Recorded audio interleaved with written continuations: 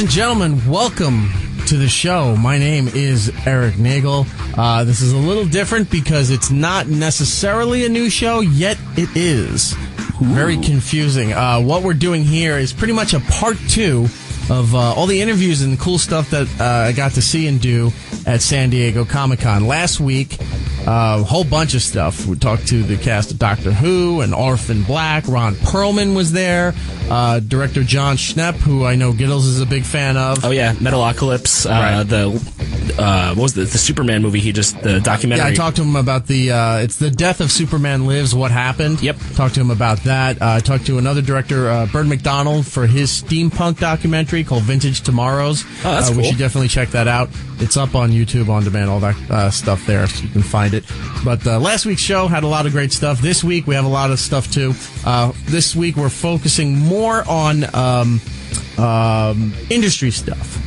Instead of, we have guests and what have you, but more industry stuff that involved things that we've talked about here on the show. Toy lines, T-shirts, all kinds of stuff like that. It's a little bit more of the behind-the-scenes take that, you don't usually get from the show. Yeah, you don't usually... There's a lot of products and stuff that we enjoy and that you may enjoy, but you never really get to hear from the people who make them or the companies that provide them. So that's pretty much, we're going to talk to those people as well.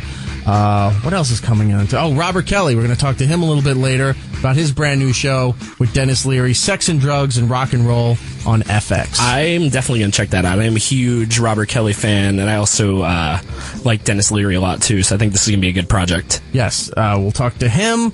And Lego, we talked to them for a little bit about their new Lego Dimensions and a whole bunch of stuff, but we'll get to that in just a moment here. Brian didn't get to go to San Diego Comic-Con with me. I didn't get to go. Giddles, we didn't plug our stuff. It's Erik Nagel on Twitter and Instagram. It's Erik Nagel on Twitter, on YouTube, and Facebook. It's UROK Radio on Instagram. And then Giddle Base on the Twitter and Instagram for your stuff there. I think we got everything covered. There we go. Moving on. Anyway, so, yeah, you didn't get to come to San Diego Comic-Con. I wish somebody did. I was very jealous. I saw all the pictures you were posting and all the toys, and I was like, man, I really want to be there. It was a great experience. I'm not going to lie. There was, it was very busy. Was it as crazy as, everyone says it is? How was it compared to New York Comic-Con? Yeah, New York Here's the thing. It's difficult to walk around New York Comic-Con just for the way the layout is with the Javits Center. That being said, there's more people at San Diego. San Diego is a straight shot. It's almost like, they're not hubs, but like in ports, when they have all the cruise lines and things like that, they have, different, they're ports, but the buildings for each port, how they all connect, you can walk through straight down a line. Yeah, it's almost like Fremont Street in Las Vegas, where it's just the long strip and you can just walk down and go off to little sections you want to go to and stuff. San Diego is one straight shot. You get into to the center there and you can walk all the way down. Cool. So there's a lot more people, which takes you longer to get through, but there's not as many obstacles and separations and stuff like the Javits Center has for New York Comic-Con. It was busy. It was a lot of fun as well. I'm not complaining by any means, but it is a 2-person job. I did all of that by myself.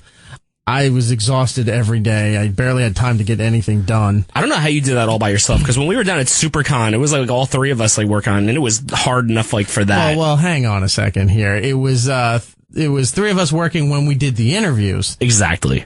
That being said, everything past that was me either at the booth or at the hotel while Giddles and Roland were venturing through South Beach there. Anyway, so I did all of that, and it was a great time. A lot of cool stuff. A lot of these separate attractions, sideshow attractions, I'll call them, besides what was in the convention, were amazing. If you go to UROK Radio on Instagram or It's Erik Nagel on Twitter and Facebook, you can see the photos that we posted. Adult Swim had their own carnival there. What? Which was awesome. They had a Meatwad bouncy house. That's awesome. Which was huge. Did they have any kind of Moonanite games or No, they had the Moonanites walking around. I saw the picture of you with the Moonanites. So when you pose for a photo, all of a sudden the middle finger shoots up in their hand. So otherwise you don't see it unless you take a photo with them. That's awesome. They had a Rick and Morty exhibit out there. They had a whole bunch. They were giving out free T-shirts. They had limited edition prints that you could choose from, and you choose the shirt that you want, and then they did the old press. and then within 15 minutes you come get your shirt, and it's all done. That's so cool. Can't buy it anywhere. They said those designs were being destroyed after the convention, so I got a nice Rick and Morty shirt. Badass. Which is awesome. So the Adult Swim area was really great. It was called In the Green or On the Green, something like that. And then right behind that was the FX Arena for their whole display of everything FX related. They had the hotel for the new season of American Horror Story. Oh yeah, how was that? The line was way too long. I tried multiple times to get in there to take a look, but it just wasn't happening. But I got close enough to the front where you can see the bellhop area and all that stuff. I took a couple pictures. They had that. They had the big jumbo screens were all advertising sex and drugs and rock and roll. Archer had a presence there. They were giving out these limited edition trading cards. Archer trading cards? Archer trading cards. I got one of those. If nice. you want one of those, I can give you that. Woohoo. They had Simpsons stuff. They had, they had a, did they have Simpsons stuff for like the FXX channel? Yeah, FXX was all part of the whole thing. Okay. They were giving out a special card. That's about, they had a huge monolith that had all the Simpsons merged together. That's cool. They had an abandoned building that you can go in for the strain. Ooh. So I don't know what was going on there, but every time a group of people went in there, they started screaming. So did anyone ever come out the other side, or did they just go in and scream and then you never saw them again? No, you know what? I lost interest after I heard the screams. I walked to see what the next thing was. So they had that. They had a whole bunch of stuff. What else was outside? Nerdist had what they called the Carnival. That was at Petco Park, where the San Diego Padres play. And in the front there, they had all these dinosaurs made out of Lego. That's cool. And the like big Jurassic World dinosaurs? It's exactly officially licensed Jurassic World. Nice. So you walk in and there's raptors everywhere. Yeah, it's a bunch of end of worlds all over the place. It's just shoes and pants everywhere. It was the best of times. It was the blurst of times. Oh, you stupid monkey. There was all these cool dinosaurs there, and then you go up the stairs into the carnival and everything, and they had a whole bunch of great stuff, which we'll get to a little bit later, where we talk to the people from T-Fury, who are, I'm a big fan of their company, and I wear their products proudly. And they had a laser tag pavilion inside. They had a stage where they were doing all sorts of Q&A sessions with celebrities. They had Chris Hardwick's trademark for the Nerdist is "Enjoy Your Burrito." Mm-hmm. They had a did they have burritos? They had a stand there making these burritos, authentic West Coast style burritos there. Smelled so amazing, but again, the lines were too much, so I didn't get a chance to do that. Crayola had a whole division in there where you could come in, drop the kids off, and go off and do whatever you want. Coloring, all that kind of cool stuff. What else was there? There was also it like the Itchy and Scratchy Land, just throw the kids in the ball pit. Oh yeah, and then add more balls. Then there was right near Petco Stadium was a big parking lot that they had. Alienware had a huge tent. They had all the stuff where you could try out all different kinds of PC games. So like lots of like LAN gaming areas and stuff like that. They had that. They had a big, huge inflatable Snoopy house for the Peanuts movie where you go in. I don't know what was inside, but I saw on the other end was a big jumbo slide. That's cool. So that was kind of cool. You go in, you come out as a snow cone on the other side. Awesome. That's what happens when you go into the strain thing. You come out as a snow cone. You come out as a Snoopy soaked snow cone. It's a weird cross promotion. So there was a lot of cool stuff. Nintendo had a thing on the other side of the convention hall. So did Xbox. They had their thing as well. Did Nintendo do any kind of memorial for the president who died from Nintendo like over the week? Because I know that they're having like a memorial at the Nintendo store like 2 blocks from here. If they did, I was not aware of it. Oh, okay. But inside the convention, their big deal was Mario Maker, which is awesome. You think you might be too old or maybe tired of playing Mario. This takes elements from every Mario game, and you can build your own world. So can you build like a new futuristic Mario, but like put an 8-bit Mario in that world? Yes. That's awesome. You can take the current Mario, so like Mario Galaxy, and put 8-bit Mario in it, and just, for the world. I saw, and the best way to demonstrate it is using the classic side-scroller from Mario 1. And they have stuff from Mario 2 is in there, Yoshi's in there, but it's an 8-bit Mario. Then all of a sudden the turtle hits something and turns into like the entire screen. That's and now cool. This thing's coming at you. I'm like, you can fuck this game up as much as you want, and it just makes it better to play. So you know how people are always trying to hex edit to some of those games? They're just saying, here's all the open source, build what you want. It's like they took the original Excite Bike from Nintendo where you got to build your own level and just did that for Mario. Like, yeah, just go fucking nuts. Just do Mario. I did that once with Excite Bike where I made the hill so big that my guy, and I would purposely drive slow so he couldn't get up the hill. Just tumble down. And then all the time would waste out, and that would be the end of the game. The worst part about that game was when he had to run over and get his bike, and you're like, hurry up and get your freaking bike and get back on the track so I can knock you down again. Right. Yeah, there was a whole bunch of other cool stuff there. Again, go to UROK Radio on Instagram or It's Erik Nagel on Twitter and Facebook, and you can see a lot of the photos and the cool stuff that I posted. What was your favorite thing that you saw there? That I saw there? Well, I gotta admit that, the Adult Swim area was really, really cool. I don't know. There was a lot of awesome stuff. I don't know. There was the Lego thing over at the Hard Rock was amazing, which we're going to feature in a little bit. Nice. We talk to the people at Lego, talk about their brand new game, Lego Dimensions, which is going to be huge. Yeah. Anything Lego at this point is just like Lego of my money. Like, you're just taking it. Was that a pun? No. Oh, okay. Yeah, it was. Right. It was. Let's go into our first interview here. We can always come back and talk more about San Diego Comic-Con and what have you. We're going to talk to I'm going to go and speak to the guys from Men of Action. Now, if you're not familiar with what that is, go to menofaction.tv. It's an entertainment group that is composed of the creators and acclaimed comic book writers who have done so many projects that you know, but I'll list them in a second. We speak with Joe Casey, Joe Kelly, Duncan, I can't pronounce his last name. Is it Roulou? Rouleau? I would say Rouleau. Rouleau? There we go. Or Rouleau, because that's like how you'd say like beau in French. So it could be like Rouleau. Okay. I'm not really sure. Duncan, we'll call him. Let's call him DR. The guy who makes the yo-yos. And Steven Seagal, we speak to them as well. Some of the projects they've done, currently, at least as far as TV goes, maybe your kids watch The Ultimate Spider-Man or Marvel's Avengers Assemble.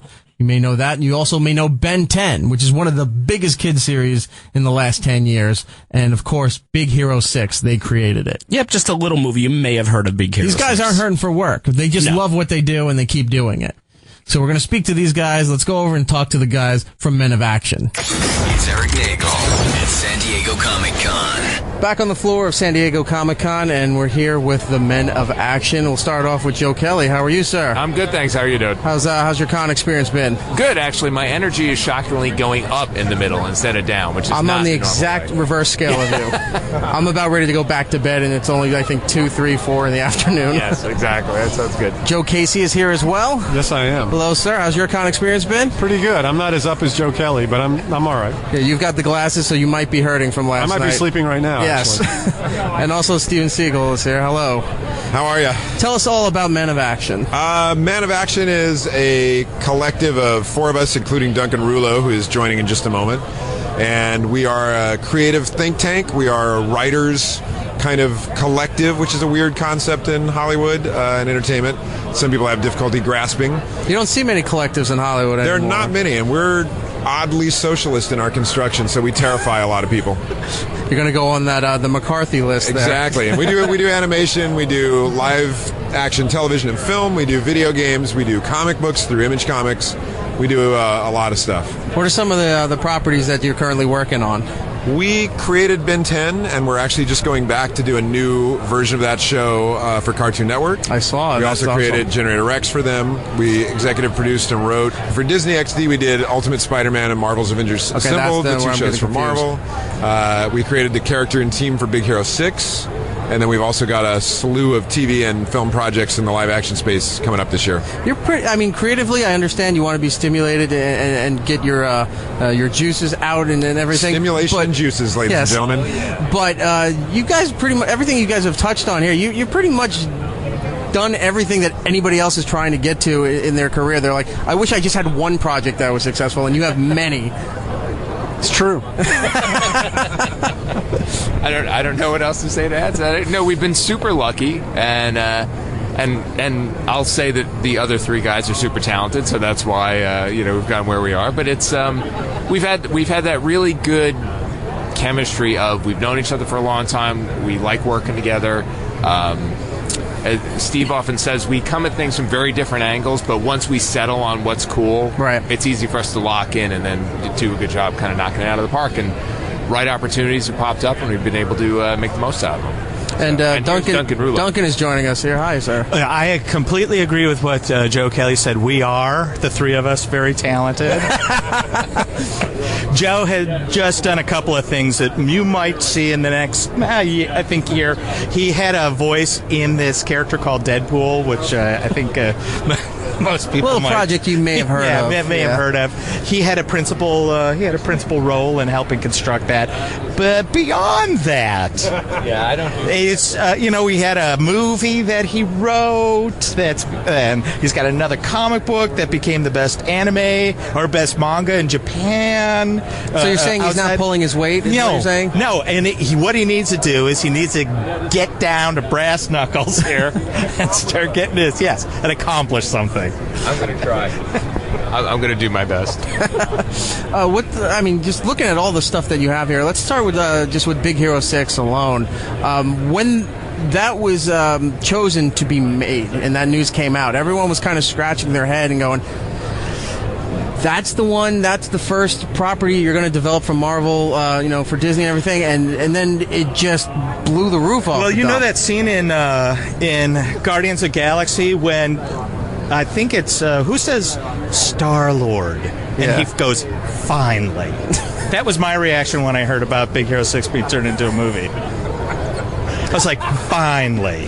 What did you guys know that everyone else didn't, that Big Hero 6 was going to be huge? All I know is that when we came up with it, we thought it was the greatest thing that had ever been invented ever.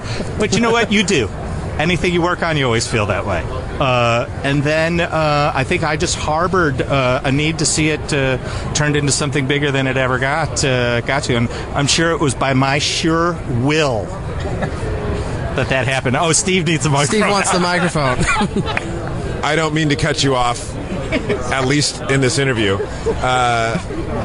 No, the thing is, what John Lasseter responded to what we've been told when the various Marvel things were pitched to him was the emotional core of the story they were pitching. And the very first thing we made up about Big Hero 6 was a boy and his robot, and in the comic version, the robot is a replacement for his dad, who is dead.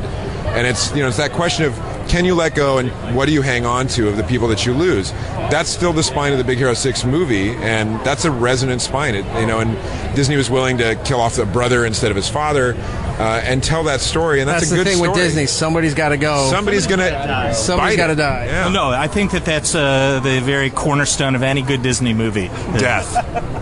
Or Pixar. No, but they're willing to talk about things that matter. A lot of times you look at comic book stuff and it's light, but those are heavy themes, and they did them, and good for them. Now, with these properties and with the success that comes with this, Big Hero 6 and Ben 10, I'll point out, there's a lot of merchandising that goes with this once it becomes really successful. Do you guys, one, get free merchandise when these things are created? And two, do you get a piece of that merchandise? You can answer it if you want. I just want to say, I think that's going to be the answer for every one of them, that Steve should have answered this one. Our contract, for one, I won't say which one of these things, our contract called for them to give us a copy of every piece of merchandise that was made, and we received exactly 0 pieces of merchandise ever. Yeah, now they just don't put that in the contract because they would be in breach because they make so much stuff that eventually they're going to screw up, and then we'd swoop in with our legal team and show them what's for. Because we didn't get a cup from 7-Eleven. I just like to say I don't think we're bitter at all. So it's like bitter. You create, you write, you do all these things, and you can't even be like. There's going to be somebody online that has every piece of collectible, and you go, I made the damn thing. I don't even have the shower curtain. It's like you're in my mind. I think we'll just have to be satisfied with the money. Try to go out and buy it all yourself. I did see a leather Baymax yesterday that I coveted, and I can't get one because it's some kind of exclusive. Oh, really? Yeah. I'll buy it on eBay for like $5,000, I guess. What are some of the projects that you have in the works right now? As Man of Action or comic books, or what do you... Anywhere, wherever you want to go. We're covering it all. 2 live-action TV shows that we're working on in the UK with Left Bank Entertainment. That's pretty exciting. Can't tell you what those are yet, but that's cool. Do they have the words doctor or orphan in it? They don't yet, but they're original stuff. Yeah. And then I'm doing a comic book called Camp Midnight for Image Comics. It's a standalone graphic novel about a human girl who winds up in a monster summer camp and has to kind of keep her secret identity on the down low. She tries to survive and help her best friend Mia get through the summer. And that comes out in October. That's pretty cool. Joe Casey? We just finished shooting the Officer Down movie. It's based on one of my graphic novels, starring Kim Coates as Officer Down. We're editing right now. Hopefully be out next year. And then I have a classy book from Image called Sex, ongoing. And another book called Valhalla Mad, which is also out there. So, very busy. Joe Kelly?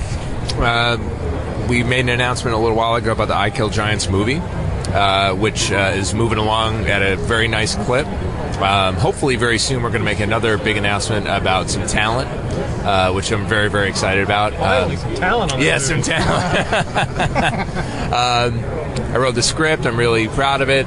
We have an amazing director named Anders Walter, who won the Oscar winner. Won the Academy Award for Best Short Film a couple of years ago. It's going to be great. So we're really excited about that. Second volume of Four Eyes is coming out through Image this fall, which is a book that I love and is near and dear to my heart. But Max Fiumara is super busy and is a superstar at Dark Horse, so getting his time is a little challenging. Yeah. But we have more of that coming out, and then a couple of other comics that I can talk about very soon, but not until Sunday. Embargo. And Duncan?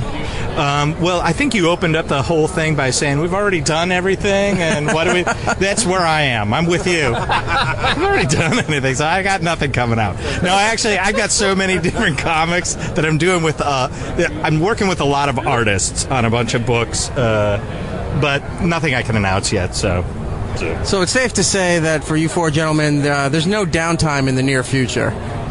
No. So we'll be on the lookout for all of this stuff. What kind of social media can we plug here? Where do you want to direct everybody? I mean, you've got a million projects, but where do you want to go with this? Well, we've got our Facebook page, Man of Action Entertainment. Right. So at Man of Action ENT is our Twitter handle.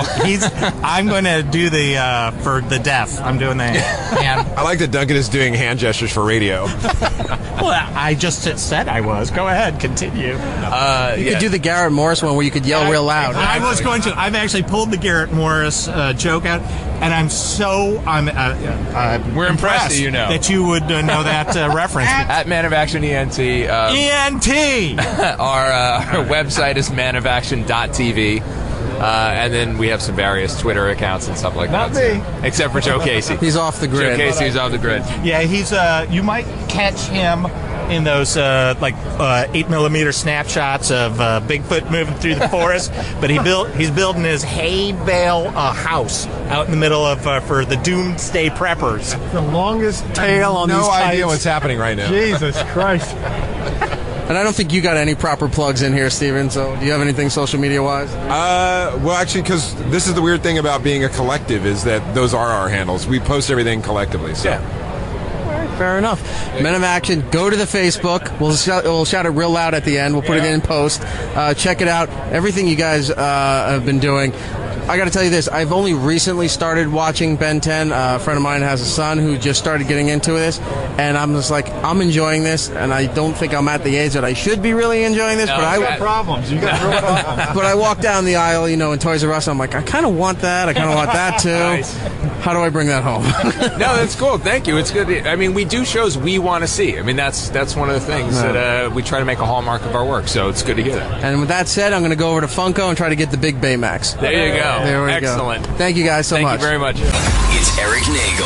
Back here on It's Erik Nagel, that is me, and Giddles is over there doing part 2 of our San Diego Comic-Con coverage. Matt will be back next week, and we'll be back live for 3 hours in the studio for a regular show, which we haven't done in a long, long time. I'm like, where's Matt? I'm like, I miss Matt. I haven't seen Matt in forever. Matt went to London and then told us to piss off. Yeah, Matt went to London, he went in his TARDIS, and he flew away. Yes, that's pretty much what happened. So we're going through all of our our San Diego It's yours. Comic-Con stuff. Yes, I wish you could own it, Eric. So we've been talking about some of the cool exhibits and outdoor locations that they had there. Some of the things that really annoyed me, I'll tell you about. They had these it was like a mini parade for Sharknado 3. People walking around with like shark head hats. Oh, jeez. You know, it's like the shark is biting your head, but you're wearing it like a hat kind of thing, and they had signs, and they're handing out buttons.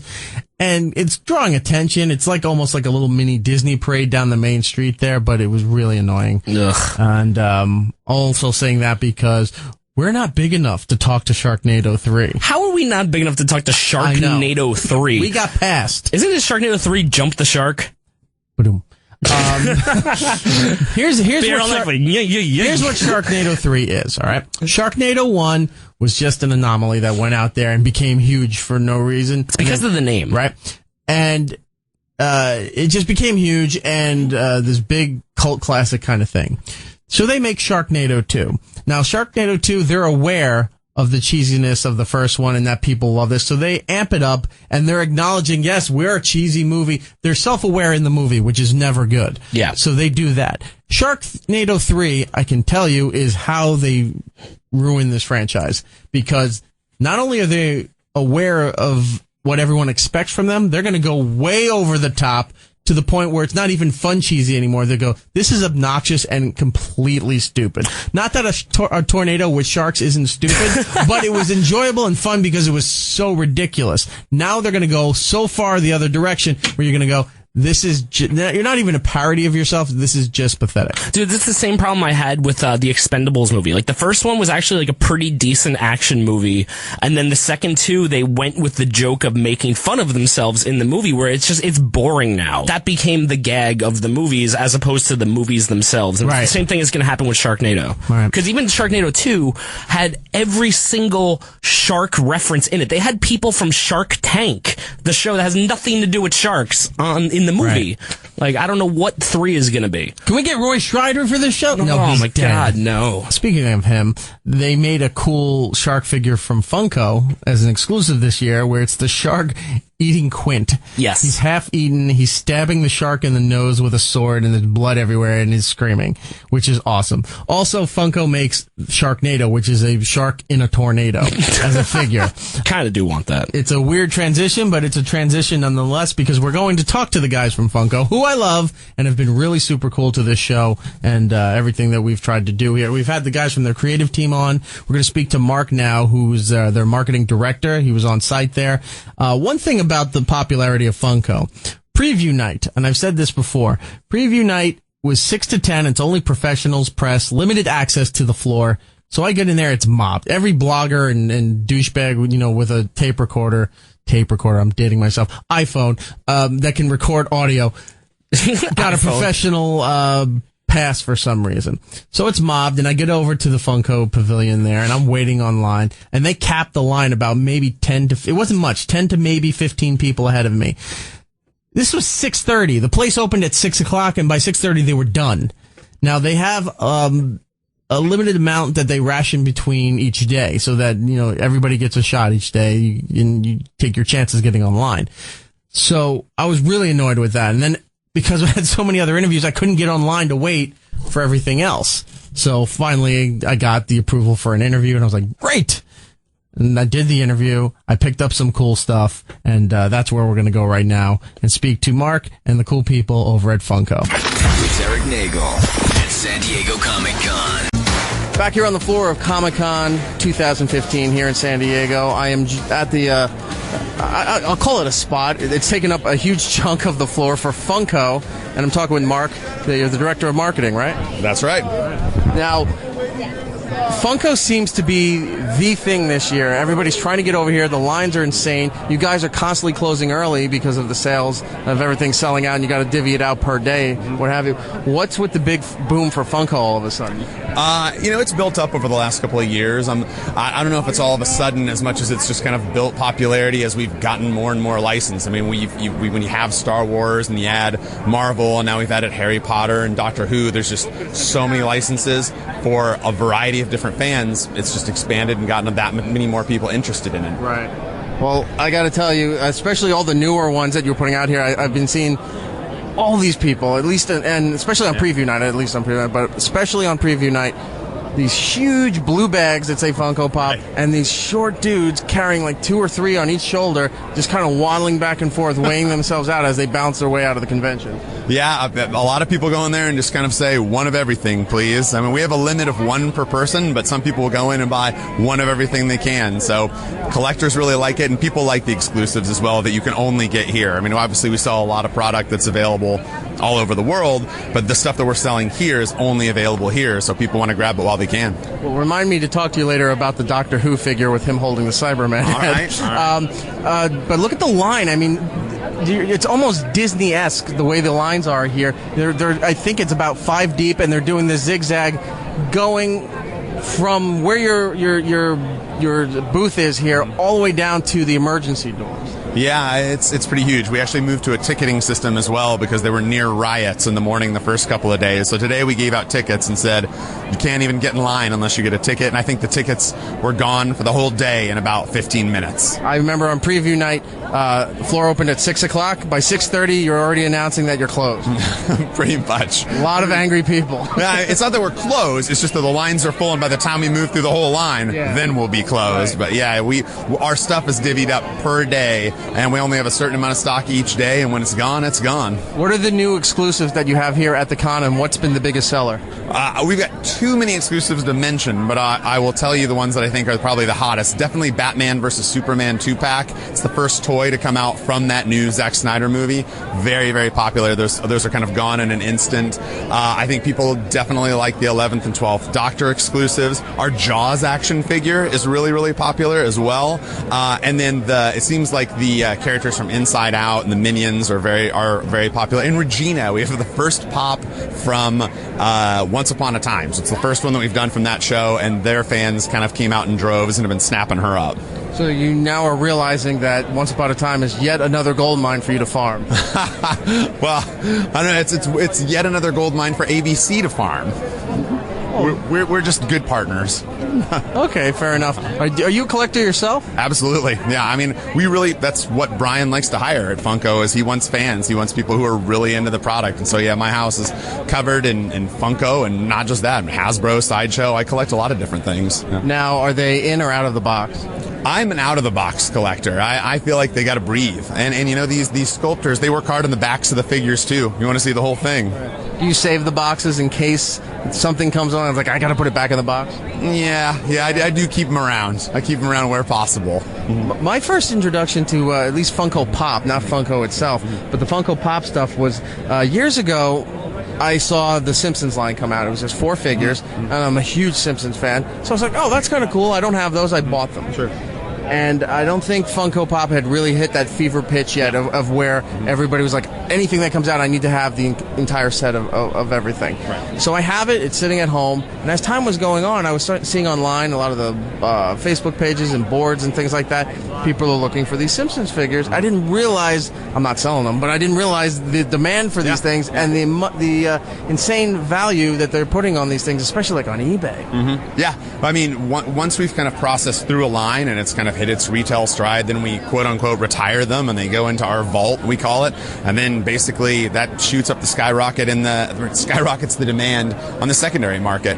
Now sometimes we bring things back out of the vault. We usually change the packaging then so collectors don't feel like that they've been robbed because something gets reintroduced to the market.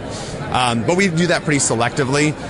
But I do think that there's an issue of kind of trying to keep that balance so the early collectors feel like that their collection is rising in value, but we also want somebody who starts collecting today to be able to get some of those older figures. So we do unretire stuff every once in a while. Well, let's talk about the collectors for a second, because there's a lot of people here that are true fans of certain franchises and ones that you guys provide.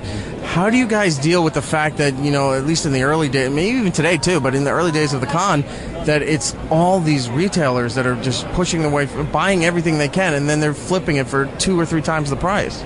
Yeah, I mean, it's kind of a balancing act because obviously they have the right to buy things too. But what we try to do here at our line is we didn't sell to any exhibitors on Wednesday, preview night, and then we don't allow exhibitors to get in line in the morning. So we do what we can. I mean, we're looking for exhibitor badges and saying, okay, let's get the fans lined up first. But retailers are important as well, and we have a lot of good retail partners that sell our non-exclusive products. So I don't blame them for wanting those items in their store, but we obviously would rather get them out to fans first. You guys, what do you guys do if you find that somebody that's maybe a licensed retailer to Funko and you find that they're kind of gouging the price a little bit?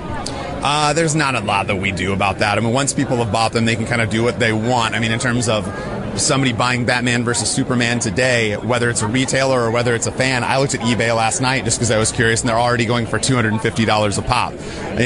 Pun intended.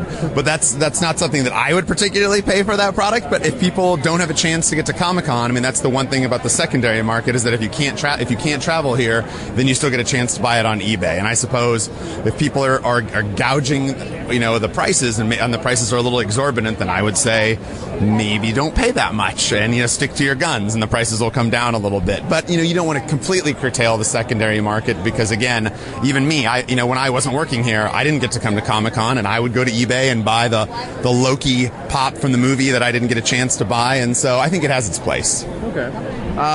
What do you guys actually have a concern about? Because you have all these licenses and you're putting out so much that maybe that there might be some overkill. Yeah, absolutely. I think we try to manage it for careful growth. I mean, you'd be surprised in terms of the amount of times we say no. That we're not interested in doing that license at this particular time. Starting slow. I mean, even if you look at Harry Potter, we've got like an initial line of like 6 figures, and we're not doing every single character from the movie. Doctor Who, we released like 4 doctors and a couple of villains. We start slow, see how things are doing. I don't think it's bad to have a breadth of licenses because, again, it lets somebody who's into sports buy NFL, lets somebody who's into Star Wars buy Star Wars, and so on. But sure, I mean, we want to make sure that we don't just flood the market with things. We also have other products besides Pop. We have our 70s style action figures, which are called Reaction. I love the Reaction. Yeah, they're great. And so I think that's the key, is that we're going, okay, well, let's look for other fans that like other things, so it's not just Pop. We don't just want to flood the market with Pop.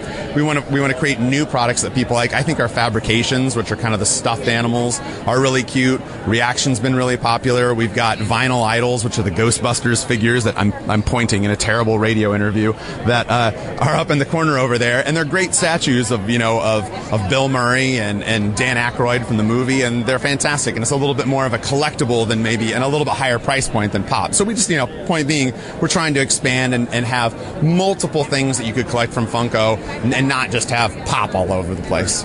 The Reaction figures, which I kind of took as sort of an homage to the old Kenner style figures.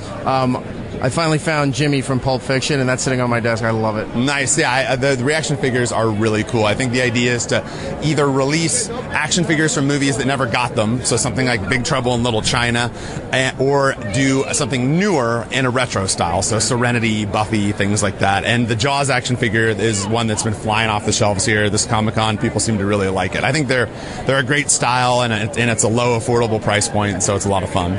The Reaction figures also, they're so simple. I'm not going to say there's not much to it because the artwork for the card and everything, you can see there's a lot of thought and care put into that stuff. But when you buy these things, you have them on your desk, it's like, that's the one I don't want to take out. Like the Funko Pops, I'll take out of the box, but that's the one I don't want to take out. I kind of thumbtack it up there because I like looking at the artwork with the Reaction figure. I do too. I think I'm an open box guy, except when it comes to those action figures. I'm kind of the same way. I like to pin them up on the wall because I do like the card backs too. I think they look great. Good. I'm glad I'm on the same wavelength.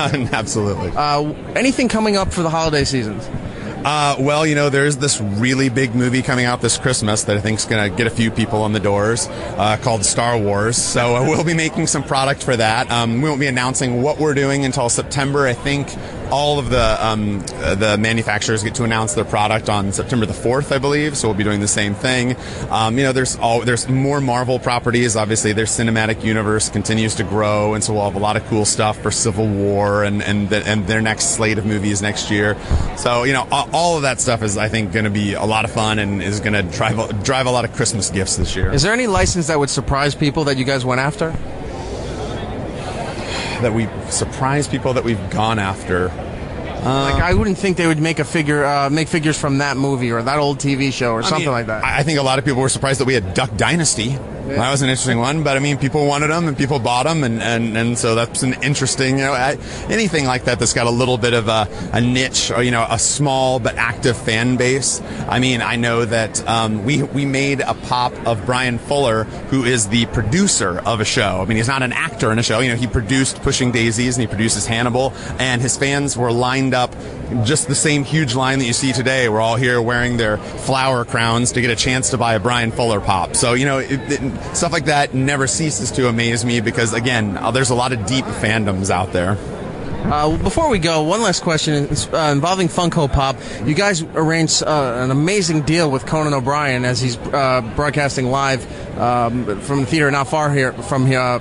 In a theater not far from the convention center here, but those exclusive Conan O'Brien pop figures are only at the theater with Conan. Now, is this the first time you've done something where you guys are not even the ones that are giving these out or selling these things? No, we've had other deals like that in the past. I mean, sometimes we just do interesting licensing deals where we're not the ones bringing it to retail, and that's okay. We think that it is an opportunity that's going to be still fun for fans and beneficial to the licensor, and in this particular case, they weren't interested in selling them. They wanted to just be able to give them away to their audience, and we thought that was great and a great opportunity, and they were a really fun group to work with. And as you can see, if you walk around the airport or walk around San Diego, there's Conan Pop signage all over the city. There's a building across the street from here where the whole skyscraper, the top of the skyscraper, is wrapped in Conan as a Funko Pop.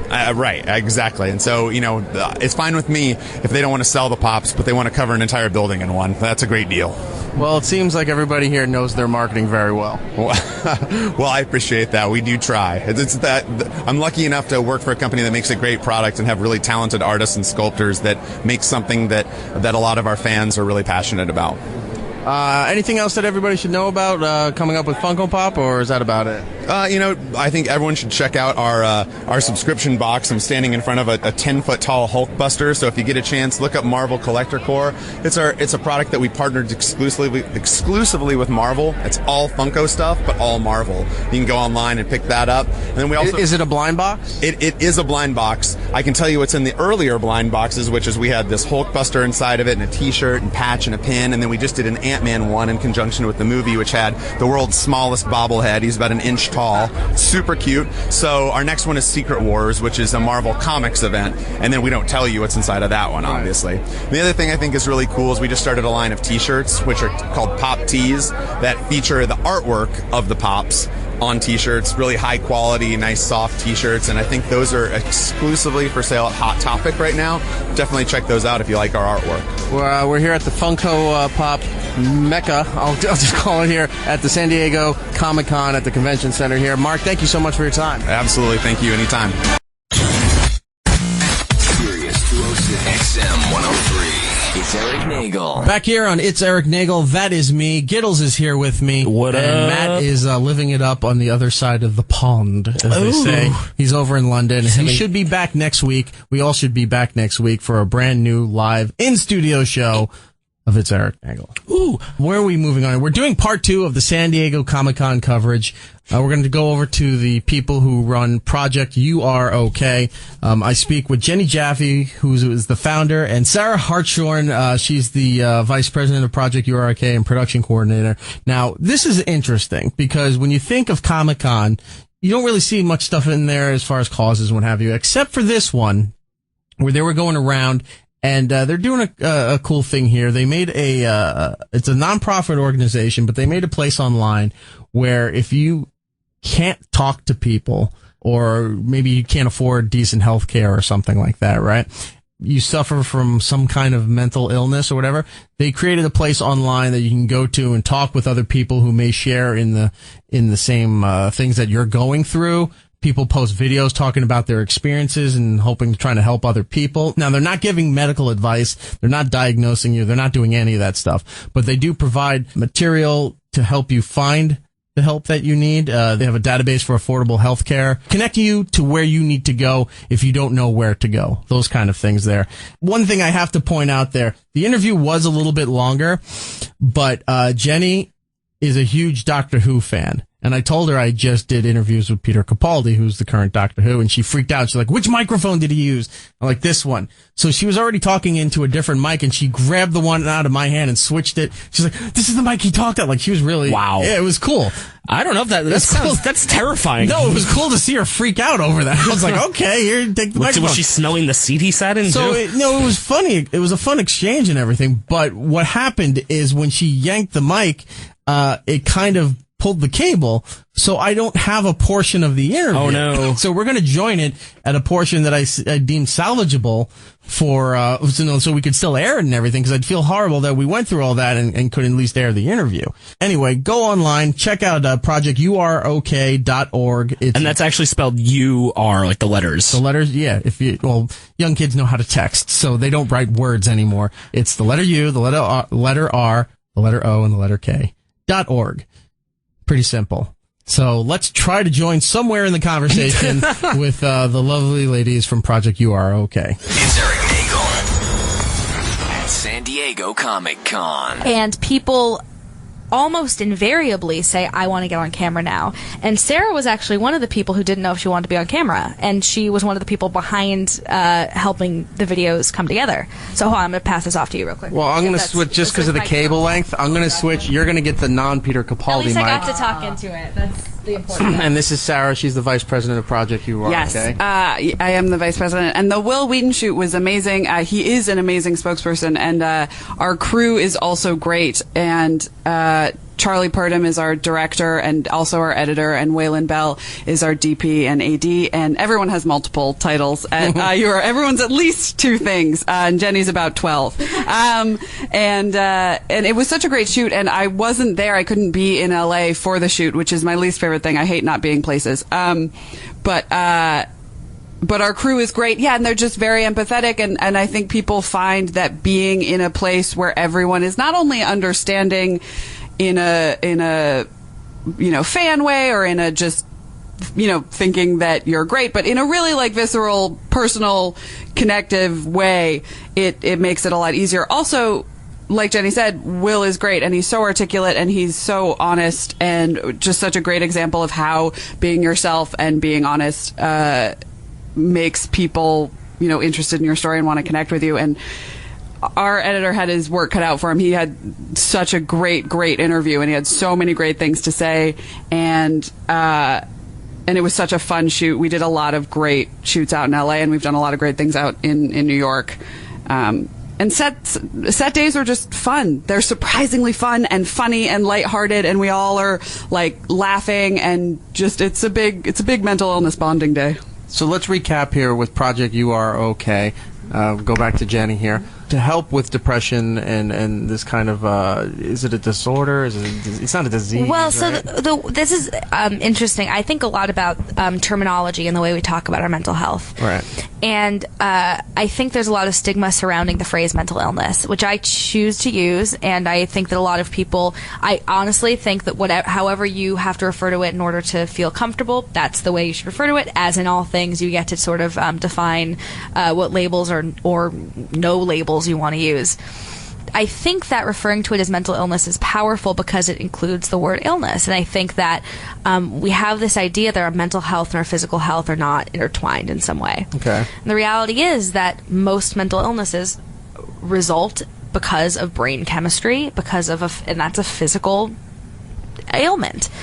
And we just don't prioritize our mental health in the same way we prioritize our physical health. We don't think of them as being on equal footing.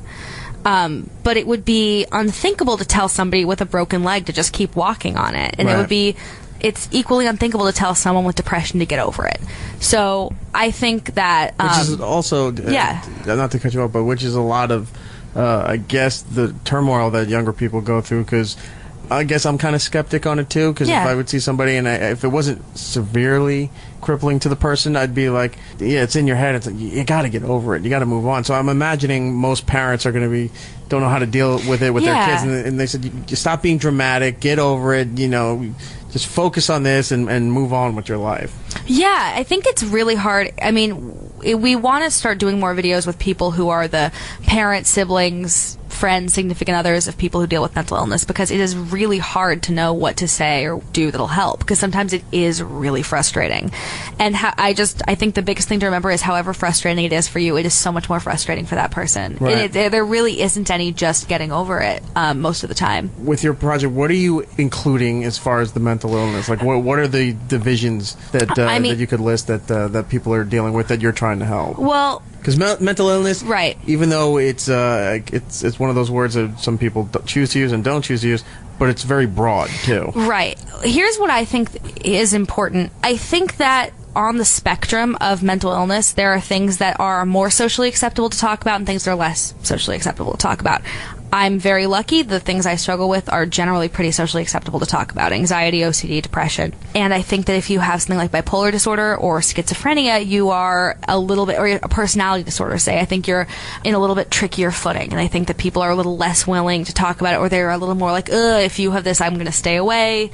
Something's wrong with you. I think it's really important for people who are anywhere on that spectrum to own the label mental illness, because then it becomes inclusive. Like, I think there are a lot of people out there who say, well, I don't define myself as mentally ill because I only have anxiety. And I'm like, but you saying that is like saying like, oh, you're still right. Those people over there are weird. Everybody's struggling with something. And I think that we can't marginalize anyone for anything they don't have any control over.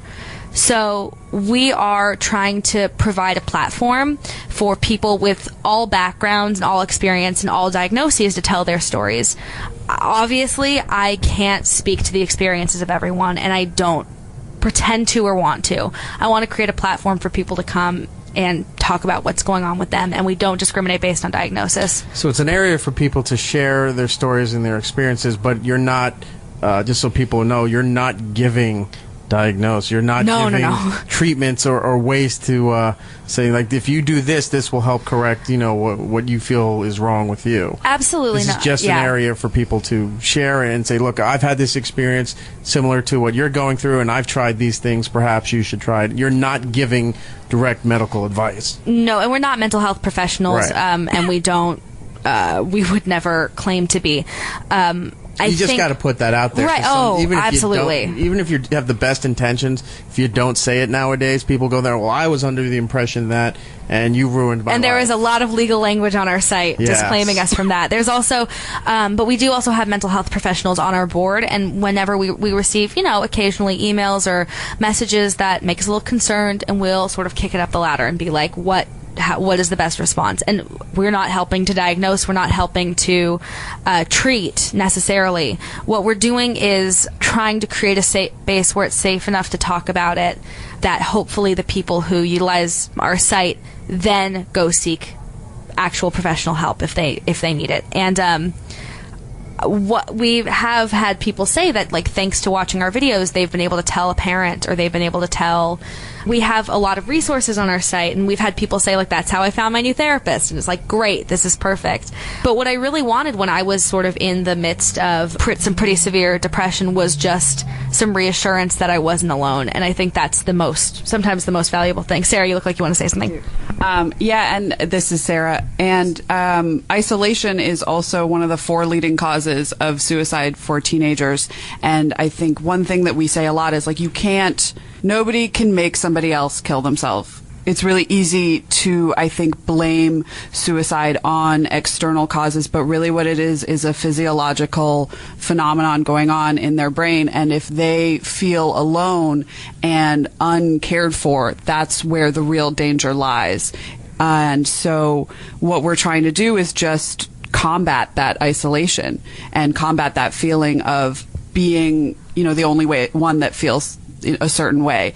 And Jenny and I talk about this a lot. People go back and forth between feeling like they're totally not special, but they're also the only one that feels this way. And that's just not true. Like, you are both special and also not alone. And that feeling of community and connection is so possible. I almost, in my head while you were saying that, I almost said, you're both special and not special at the same time. I was like, exactly. That's horrible. And then I realized it's me saying that. It's true in a lot of ways, because, like, your experience is your own, and it's important, and I want to hear about it. I personally, I look at all the user videos that we get, and I love them. Tweet it to me. Tell me your story. I want to know what it is, because I'm interested, and I always want to hear it. But at the same time, there are other people that have been through it and have found things that worked and have found a way to manage it. I was diagnosed with PTSD this year. It's fresh. It's new. It's hard. But it's also not my whole life. It's just a part of me, and it's something that I'm managing a lot. And I think I'm doing pretty well. Since you're open with this, can I at least ask you, because that's different than what you hear most people have to have PTSD, unless it's the most common military service, things like that. Right. Where did yours come from? Mine came from childhood trauma, and it's interesting because PTSD is in a lot of ways external, because it comes from things that happen to you. It's forced upon you, yeah. It's forced upon you, but it is also still physiological. There's still, and this is something, we just released a great video. Vanessa Bellew made it, and she talks a lot about this. It changes the way that your brain processes information. So, for example, when somebody is experiencing a flashback or a dissociative episode or is triggered by something, that is, she calls it the lizard brain. It is the lizard brain, your brain saying you are in danger right now. And so my whole body and whole system will think that it is in danger. And it's something that you then have to train your brain to tell your body, nope, that's not true. You're not actually in danger. You're not in that situation again.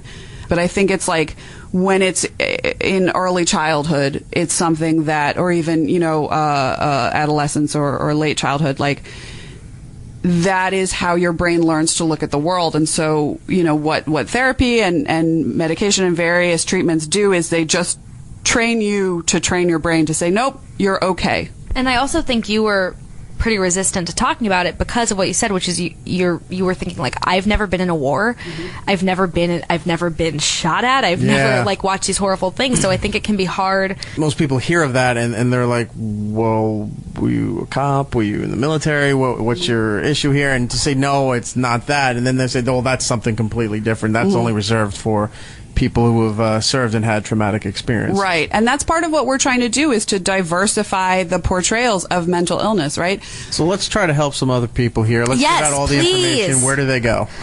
ProjectUROK.org is our website. We're on social media at Project UROK on everything, because the first thing I did when I came up with the name over a year ago, basically, was I just got all the social media.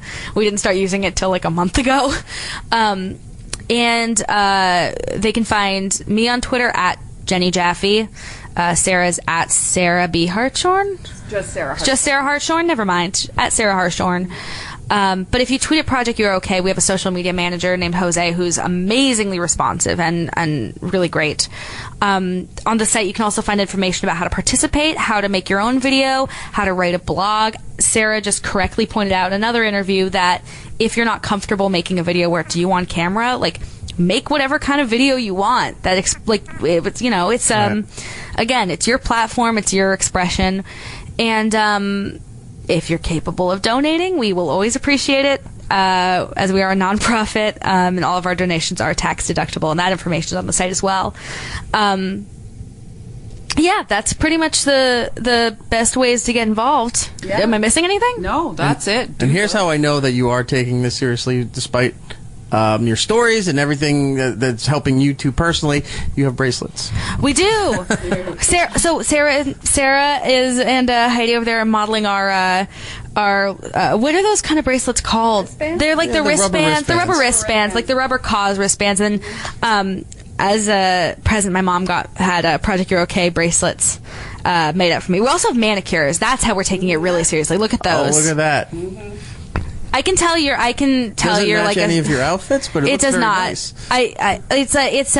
They definitely do not. They're like glittery. But it's Comic-Con. It's Comic-Con. Oh, I know. Sarah has been.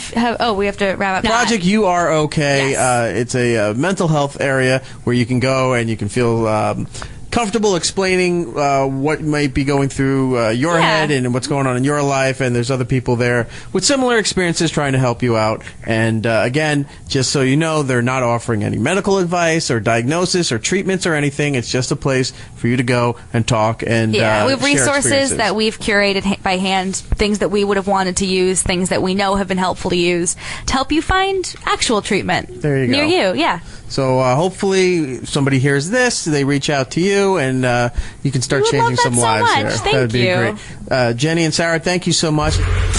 Welcome back to It's Erik Nagel. My name is Such, and that is Giddles over there. Hey, that's my name too. Your name is Such? Yes. Such and Such. Such and Such. That's our show, the Such and Such Show. That sounds wacky. Sounds like a bad law firm. Hi, we're Such and Such in Lowenstein. We're doing part 2 of our San Diego Comic-Con coverage, and we had a lot of stuff that we've aired so far, and we still have a lot more to air. In this particular segment here, we're going to go over and talk to the fine folks at Lego. Now, Lego, doesn't matter whatever age you're at, you can enjoy Lego.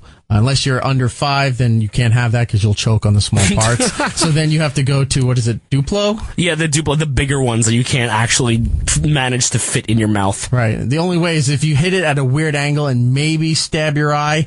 Other than that, your kid's going to be fine with these things. Yeah. And maybe tries to feed it to the dog. Who knows? But anyway, Lego is something that anyone can enjoy, despite some of the assholes out there that I can't understand grown men playing with action figures. You'll get drunk and shoot yourself in a hunting accident. Yeah. I'm just stating. It's like I have severe distaste for those kind of people. Anyway, Lego. So they're putting out this brand new game that's coming out in September called Lego Dimensions. Now, this is a game. It's sort of like, are you familiar with like Disney Infinity? Mm-hmm. Or what is it? Sky.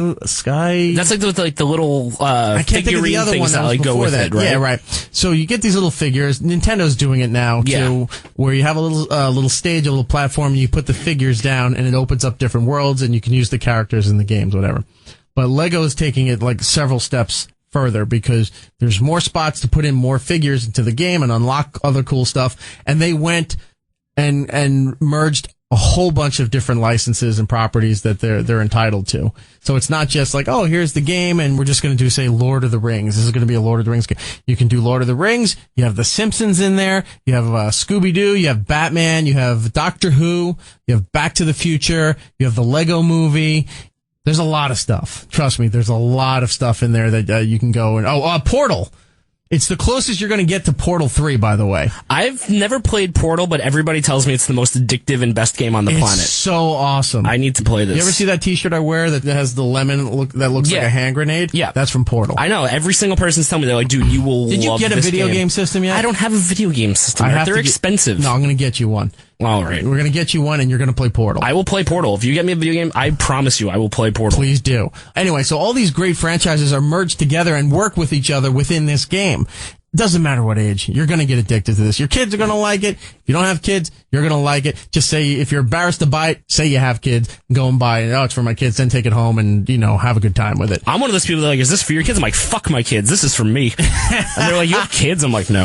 Yes. That also goes with our philosophy of that most of the toys are not for kids anymore. Oh my God. They make toys for kids, but you see a lot of stuff in Toys R Us and online and everything that these are for teenagers up through adults. Yeah. These are things that you want to have on your desk at your workplace. Some have them in their car, which is dangerous, but still exciting to see where they go with it.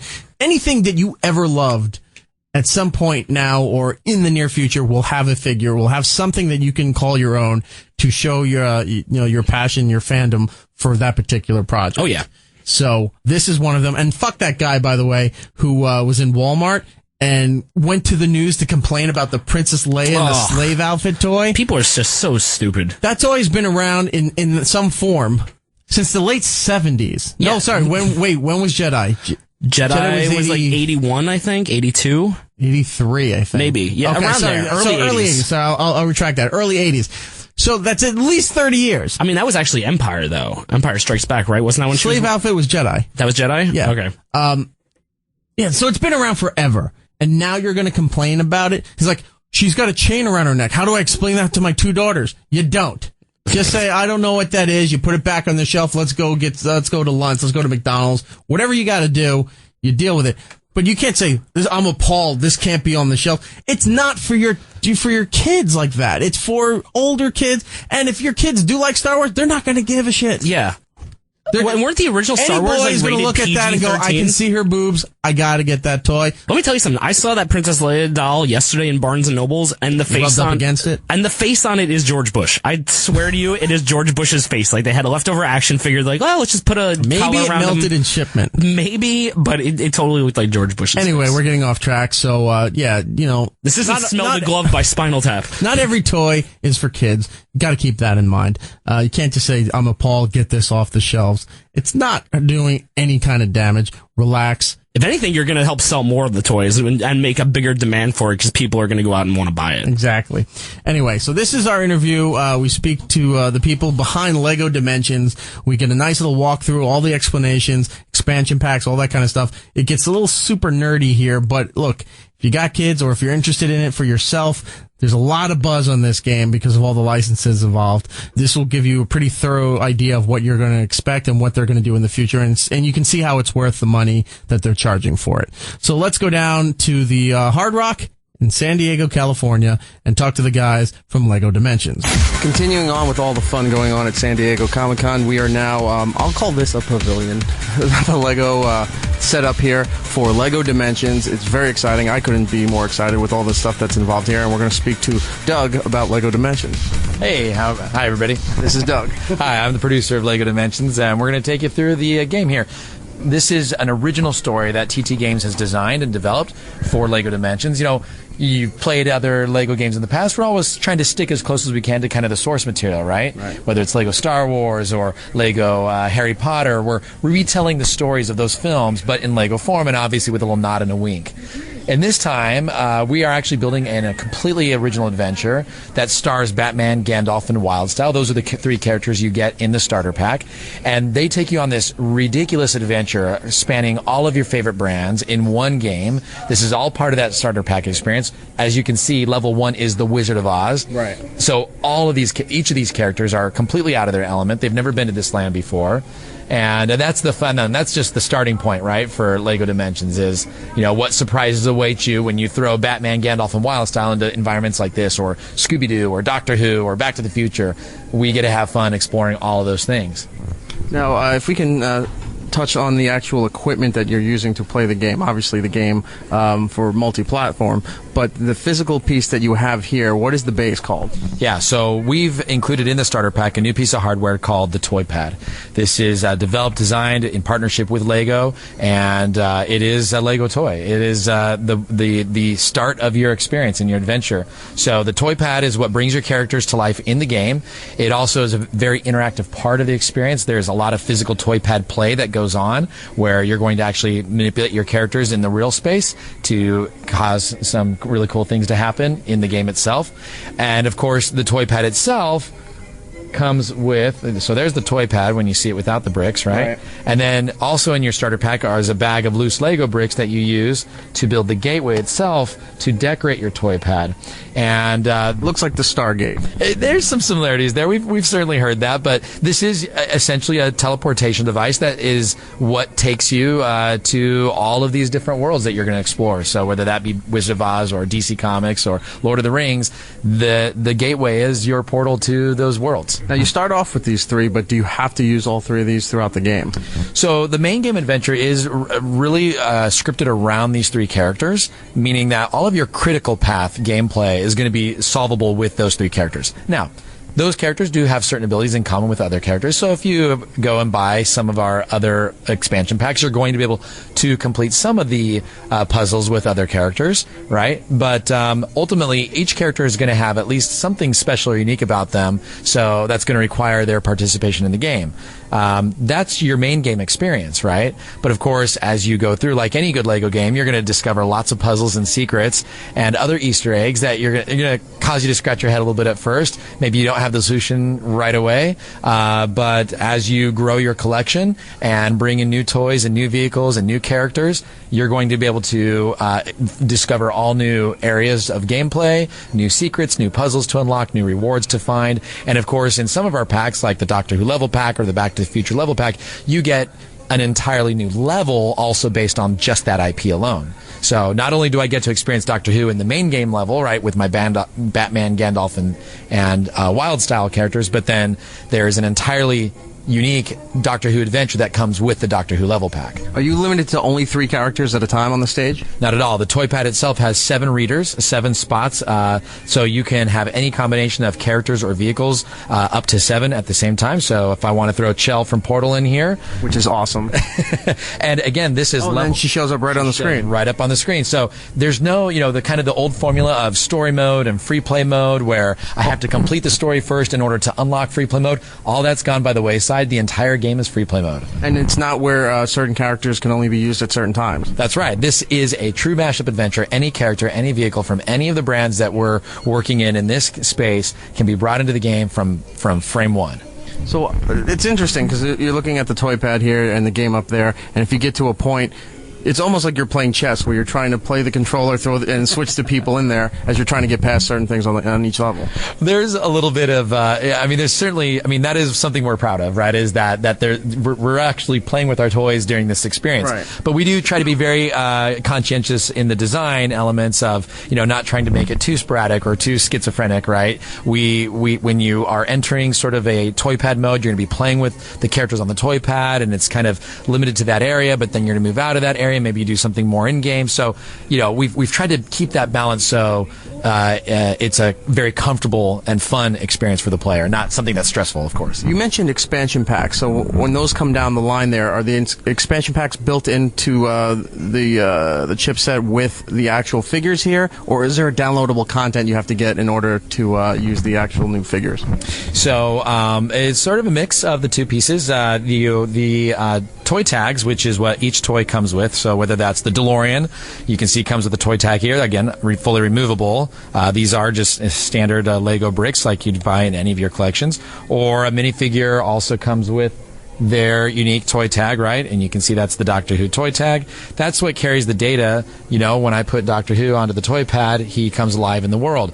That character himself, now that he's in the world, that is my key for unlocking the new content, right? So if I want to go and enter that new Doctor Who level that comes with the Doctor Who level pack, that's my key. That's my key for doing that. And I can take that over to my friend's house and unlock that content if I want. Of course, as soon as I take the Doctor away, that content's not going to be available anymore. But right. that's the idea, is that I can share this content with my friends if I want. And we can have fun together.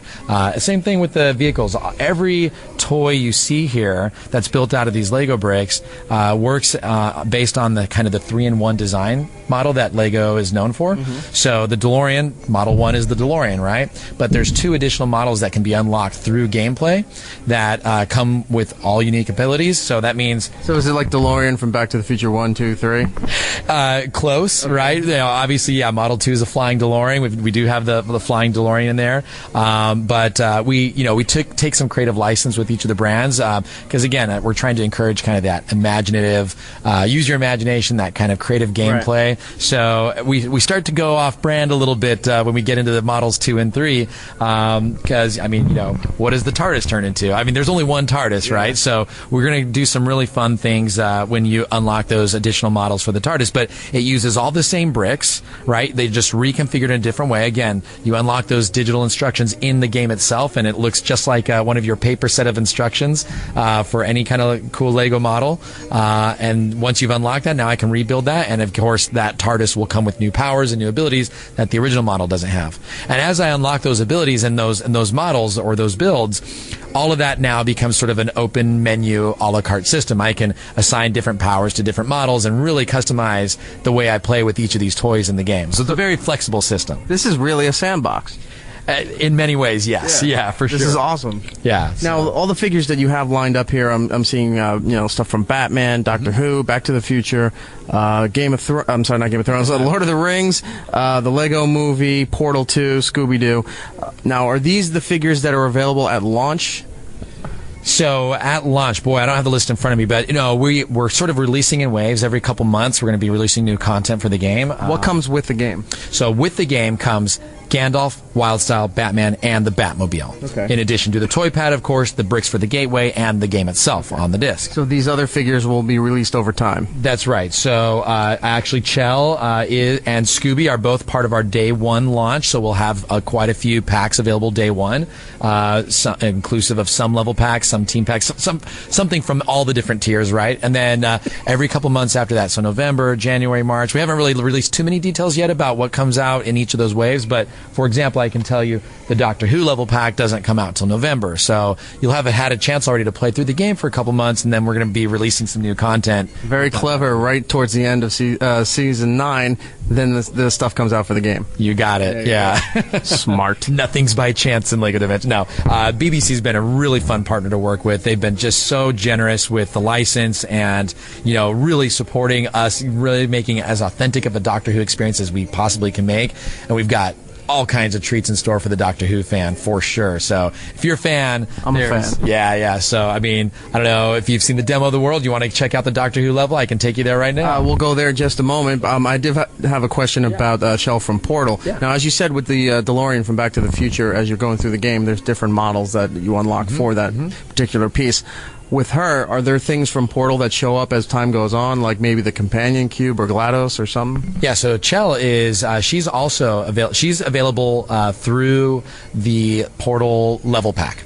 So she's in each level pack comes one character plus 2 additional basically items, right? Whether that's a vehicle or a weapon or some kind of cool item, right? That's kind of signature for that character. So Chell's 2 items are a sentry turret, built out of mini Legos, right? Out of Lego bricks. Right. And the other is her companion cube. Oh, good. So both those toys come with the Chell level pack, and those are both usable. And of course, any item can be used by any character in the game. So it's not just because it's Chell's companion cube. Actually, if Gandalf wants to pick up that companion cube and use it somewhere in the world, he can.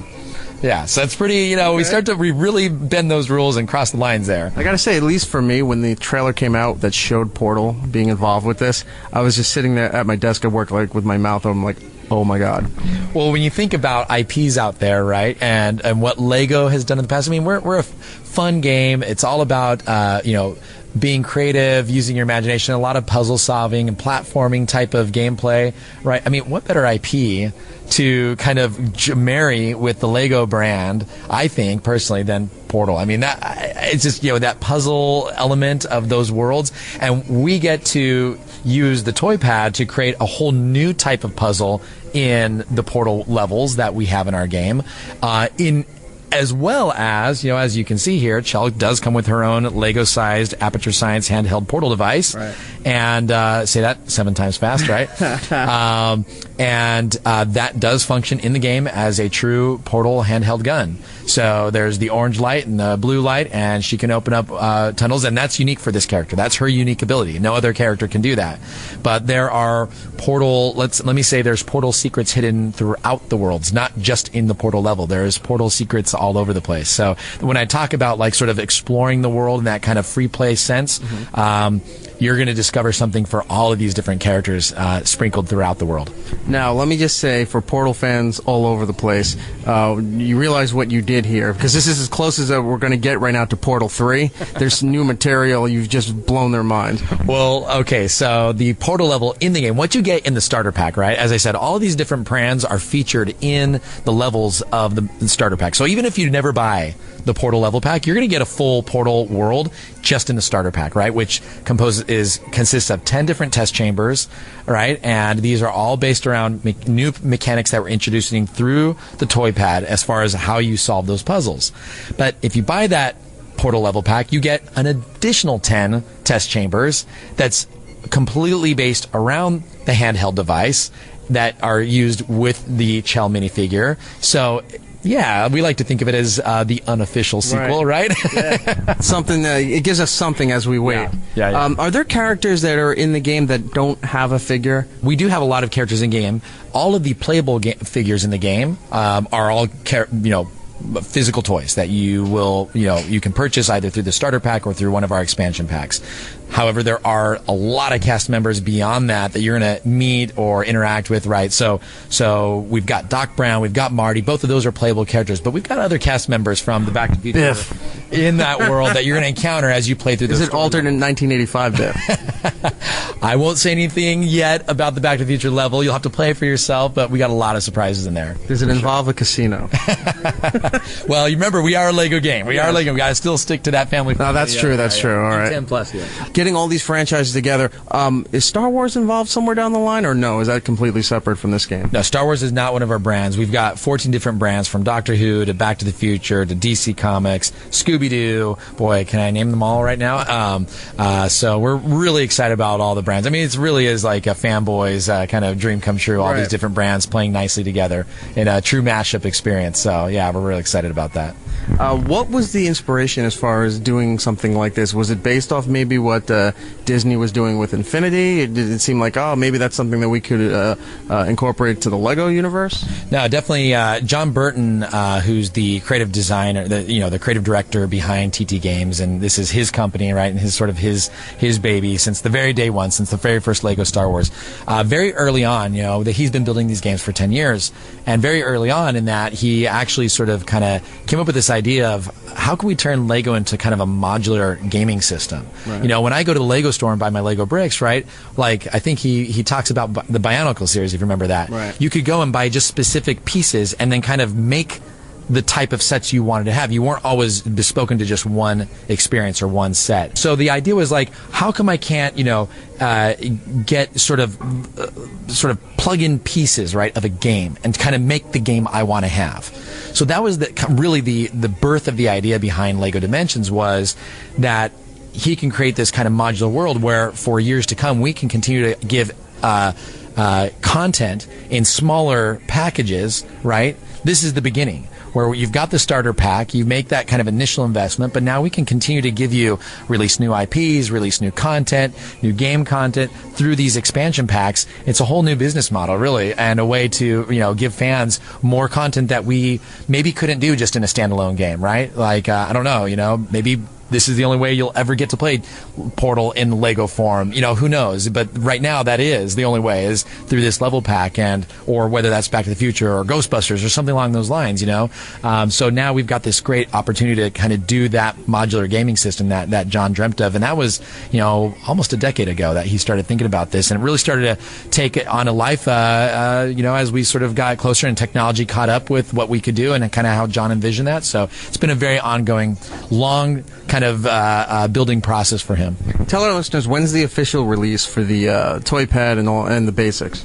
So the starter pack and our first wave of expansion sets all come out on September 27th in the United States and many other territories. Very close after that. We're hitting all the big systems, right? Xbox One, Xbox 360, PlayStation 4, PlayStation 3, Wii U. So we got you covered, and we'll be out September 27th. Is there anything that we didn't cover here? Is there anything really special or important that you want everyone to know about this game? Look, if you're a fan, any of these IPs or brands that we've included in the game, just have, this is not just lip service we're paying. I'll be happy to take you through some of the content, but, if you're a Doctor Who fan, we've got so much Doctor Who content packed into these couple of levels that we're giving through the Doctor Who level pack and the main game experience. I mean, we've talked about on our panel, we revealed we've got not just Peter Capaldi Doctor, the 12th Doctor. We've got all 13 Doctors in the game that you can play with and experience. We've got all of the respective TARDISes, that are associated with each Doctor in the game. We've got monsters, aliens from the entire franchise, Peter told us that one of his favorite things with the game was that if you play the first Doctor, the game's in monochrome. Yeah, that's great. So, Lego characters never die. Yeah, if you've ever played a Lego game, you lose your hearts and then you regenerate. Well, coincidentally, the Doctor regenerates. So we thought when your Lego figure regenerates in the game, why not have him regenerate into a different version of the Doctor? So that's exactly what we did. We have all the different Doctors in there. And so, the 12th Doctor being the most current Doctor, as soon as he regenerates, he starts kind of with a clean slate. He goes back to square one, back to the very first Doctor, and then you move forward chronologically. So each time you regenerate, you're going to go from 1, 2, 3, 4. And each one of those Doctors, right, has a specific TARDIS TARDIS. I don't know if you've watched the show, you know that TARDIS evolves, changes colors, maybe some little details here and there. Yeah, and over time, obviously, some of those changes are bigger, some are smaller, but we use direct reference from the series, and every one of those versions of the TARDIS is in the game, and depending on which Doctor you have currently loaded in, right, that interior is going to match his time period. You know you're going to see YouTube videos showing up where they're just constantly killing off the Doctor till they get to the one that they love. That was their Doctor. Yeah, so here, you can actually manually do it. Let's see, I put Batman in the TARDIS. Let's go ahead and put the Doctor inside the TARDIS. So here's the Doctor, right? We've just put him on the toy pad. And he's the enter. Now, he's the only character, right? This is part of his special ability. All the characters can get inside the TARDIS and fly it around and use it to travel to other worlds and other dimensions, who knows, right? But only the Doctor can actually go inside the TARDIS like this and access this cool interior space. And if you notice, you've got 3 little hubs here. One is music. You can select different tracks from all the different series, right? If season 1 was, or series 1 was your very favorite, you can select the theme song and play the game with that music in the background. Wow, that's great. Yeah, or you can, of course, go over here, and this is where you can actually manually select which Doctor you want to play as. So there's both kind of the natural, spontaneous way in game to do that. Is this publicly known? Yeah, we've shown this all over. Okay, I just want to make sure. So if you're a Doctor Who fan, they have the 8th Doctor. Everything I've shown here today, we've now shared. Okay, and they have the 8th Doctor, but you can also use the War Doctor in the game. War Doctor's in there. Here he is. The Lego version of John Hurt right here. And now check this out. See, if I exit the TARDIS, right? And I enter back into the TARDIS. Is that his voice? It is, yeah. We have all the original voices for Doctor Who in here. A lot of them, obviously stems from the show. So we're really excited about that. Here we go. Come on, Doctor, jump inside. Here we go. We enter in, and here's the War Doctor's TARDIS. Wow, that's amazing. And if you look around, he might even have a big red button he can blow up Legoland with. I won't push the button because I'll leave that to your imagination, but there it is. You can activate the big red button. Wow, that's a huge little detail for a Doctor Who fan. But that's little Easter eggs like that are all over the game. Well, I'm very excited for this. It comes out in September. What's the retail price on this?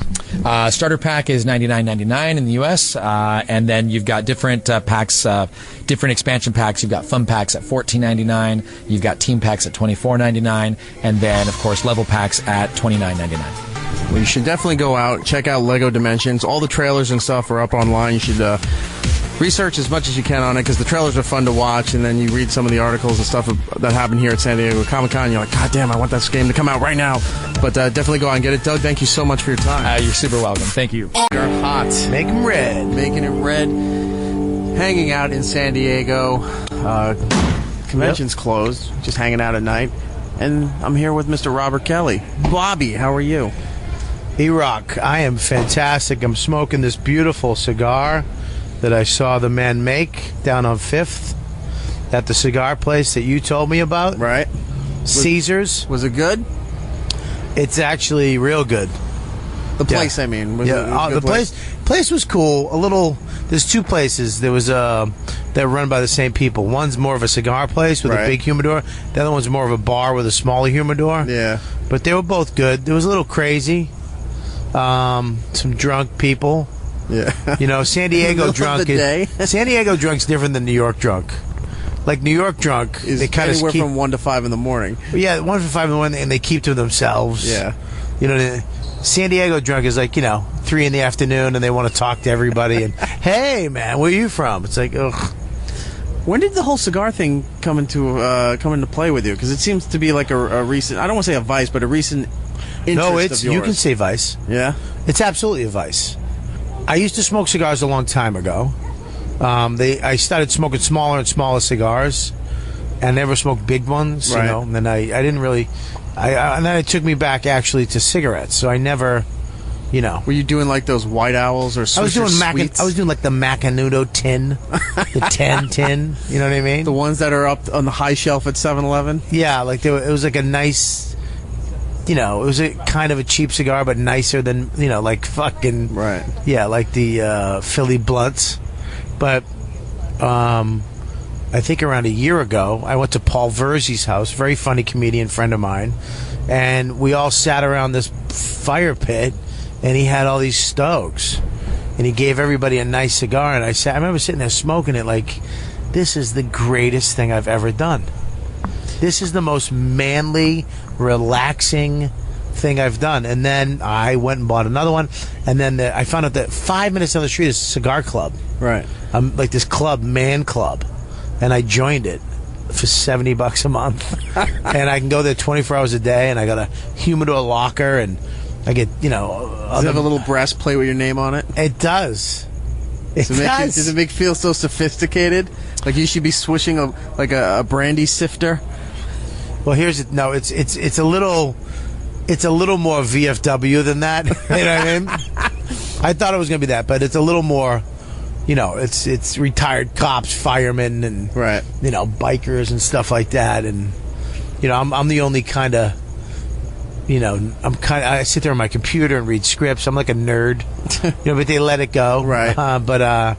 Yeah, it's a cool place, but it's definitely, there's cigar bars that are very, like in this one there, like in Long Island, that's real nice and fancy and, kind of like a loungy man, like where you'd find Alec Baldwin. Yeah. Mine is where you'd find Archie Bunker or maybe Fred Flintstone, you know what I mean? So yours doesn't have you have a membership, but it's not like you need to have the membership in order to get in.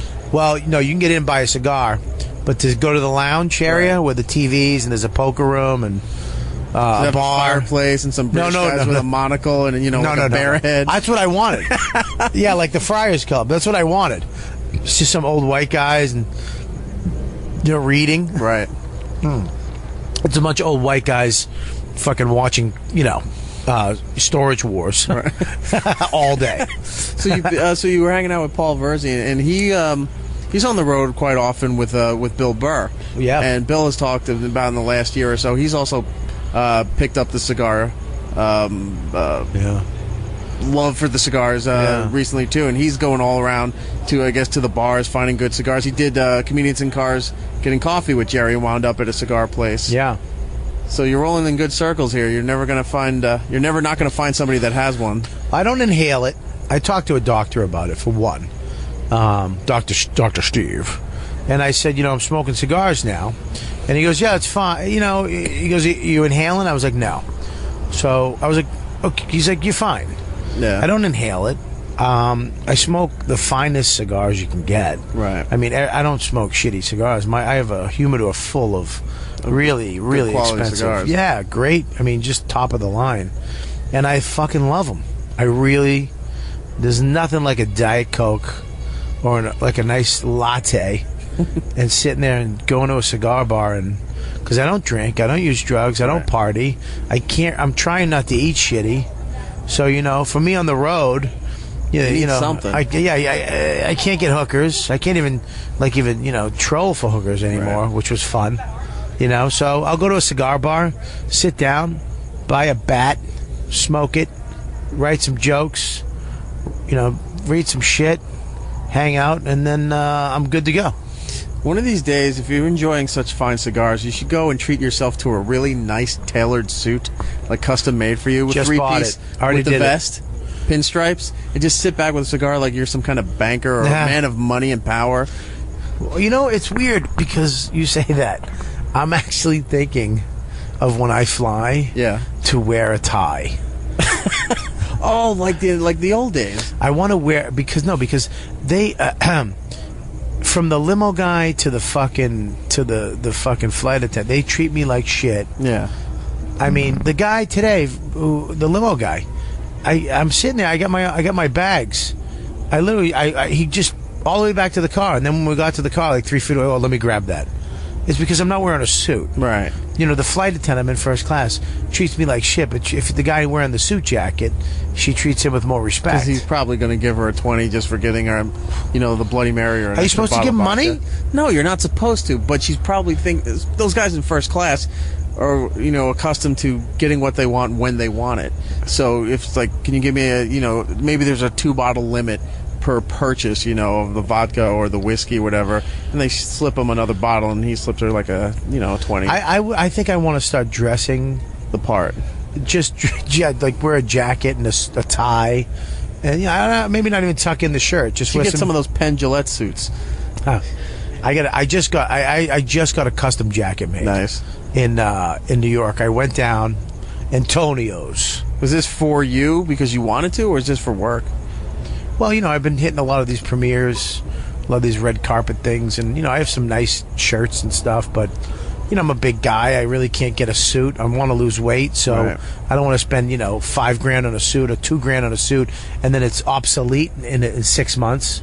Then it's going to put it in the closet and wait for me to get fat again. You know what I mean? That's the problem. Is I always got thin suits. I got 2 Hugo Boss suits that are my god, but I got them when I was thin. Right. I should get one. I should get a fat suit. Like Quinn has a fat suit in his closet. Right. So if he ever gets fat again, he's got the suit. Don't you hate it? And this is throwing me under the bus on this, but don't you hate it when you always get the nicer clothing and more of that when you lost the weight? Yep. Then when it's coming back and you go, oh my crap, my pants aren't fitting anymore. Or this shirt's feeling a little tight. Yeah. You go through your whole closet and you have maybe one shirt and you're like, I got to go somewhere tomorrow. Now you're running to the store trying to buy anything that would fit in your size. It's the most ridiculous, awful feeling in the world. Of the fat man. Because they don't make cool fat guy shit. No. Do you know what I mean? You have to find it. You have to find that store, that T-shirt, because you're fat, but you also need to be a little longer. Right. Because when you pick your arms up and then your fucking stomach flops out. Yeah. So you need at least 3 extra inches, but it can't be too long because then if it goes down past your overshirt, then it looks like you're wearing a mini dress, like an evening gown. Yeah, it's a nightmare. So that's why I went and I had this jacket made. I picked everything, the buttons, the liner, it's so fucking nice. And how good do you feel when you're wearing it? I feel good. I feel better if I was thinner. Right.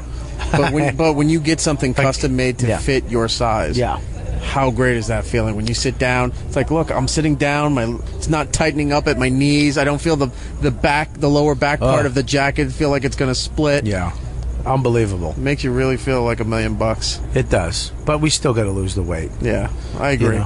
Let's talk about why you're here. You're here at San Diego Comic-Con. Of course, you're promoting your new FX show, Sex and Drugs and Rock and Roll, which we'll get to in a minute. But you just got here today. Yeah. You were walking around sort of as a tourist, as a civilian, if you will.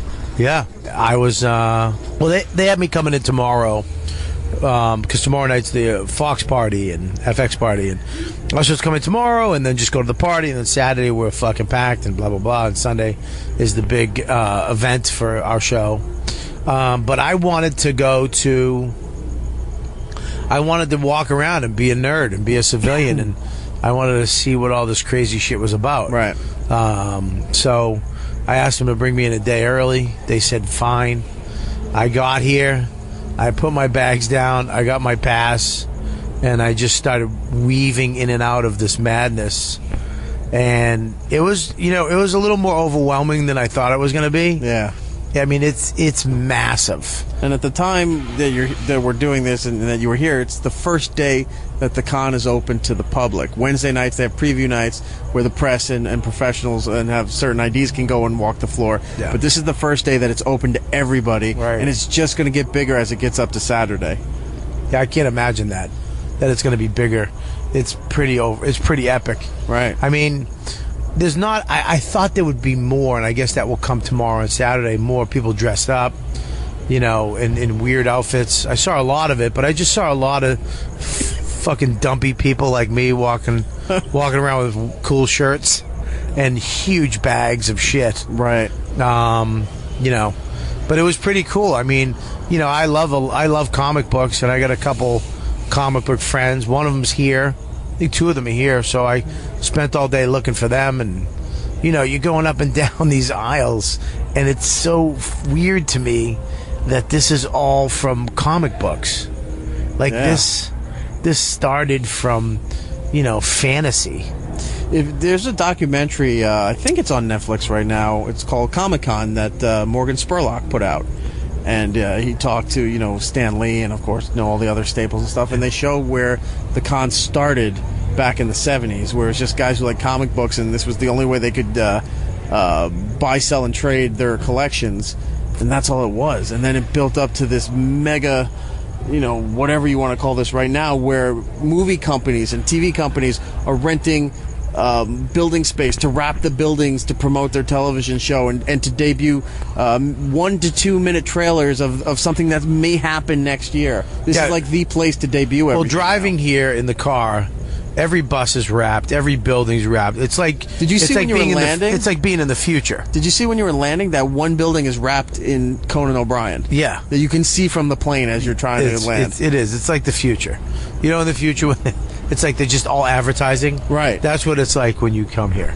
It was freaky. Like every bus, everything has advertised, but really cool like high end. Right. Holy shit, it's advertising. Not dinky, nonsense. Like there's a train, if you heard in the background going past. One set of trains is wrapped in Conan. The other one has the Muppets. I think it's for ABC or something like that. Yeah. Wrapped in there. They spared no expense. Yeah. To grossly promote everything and destroy. You sound like the guy city. from Jurassic Park. Talking about the ice cream. We spared no expense. So you got to walk the floor. Did you get anything? No. I'm a weird. It's so big now. It's so epic that I don't know what is good, what is just fucking horse shit. You know what I mean? As far as popularity or just quality of the product? Quality, you know what I mean? Like, and when the stuff that is kind of such big lines, and you really have to be an ultimate fan to wait in a line like that to go see something or get somebody to do something. There was like a guy, one of the artists, I forget his name, something Mr. Toast, was drawing. For $1, he'd draw you. Yeah. I was waiting in line for that, but I got impatient because him and the guy that he was drawing hit it off, and I was like, "Oh, fuck off." Yeah. There was, it's weird. I almost bought a bag. There's this backpack company that customized backpacks. Okay. And they're really amazing. And like the backpack part will slip off and become a smaller backpack when you need it. All right. So you don't have to carry a big bag. You can just carry like a camera bag. Yeah. And then it has all these things that you can attach to it. And it was pretty crazy. And then you can personalize it. It was this crazy thing. But it was $200. And it's like 12. And you don't know, especially since it's brand new to you, you don't know if it's worth that money. I'm a bag whore, dude. Yeah. I buy bags like rich chicks. Buy pocketbooks. I have so many bags because my thing is I'm always looking for the perfect bag to travel with. How's the bandolier, by the way? The bandolier I thought was, God, man, I thought that was going to be the perfect just side bag when you travel. Right. I still like it. I'm still out there for the bandolier because it is cool, man. Did it hurt your feelings that Norton left it at the hotel?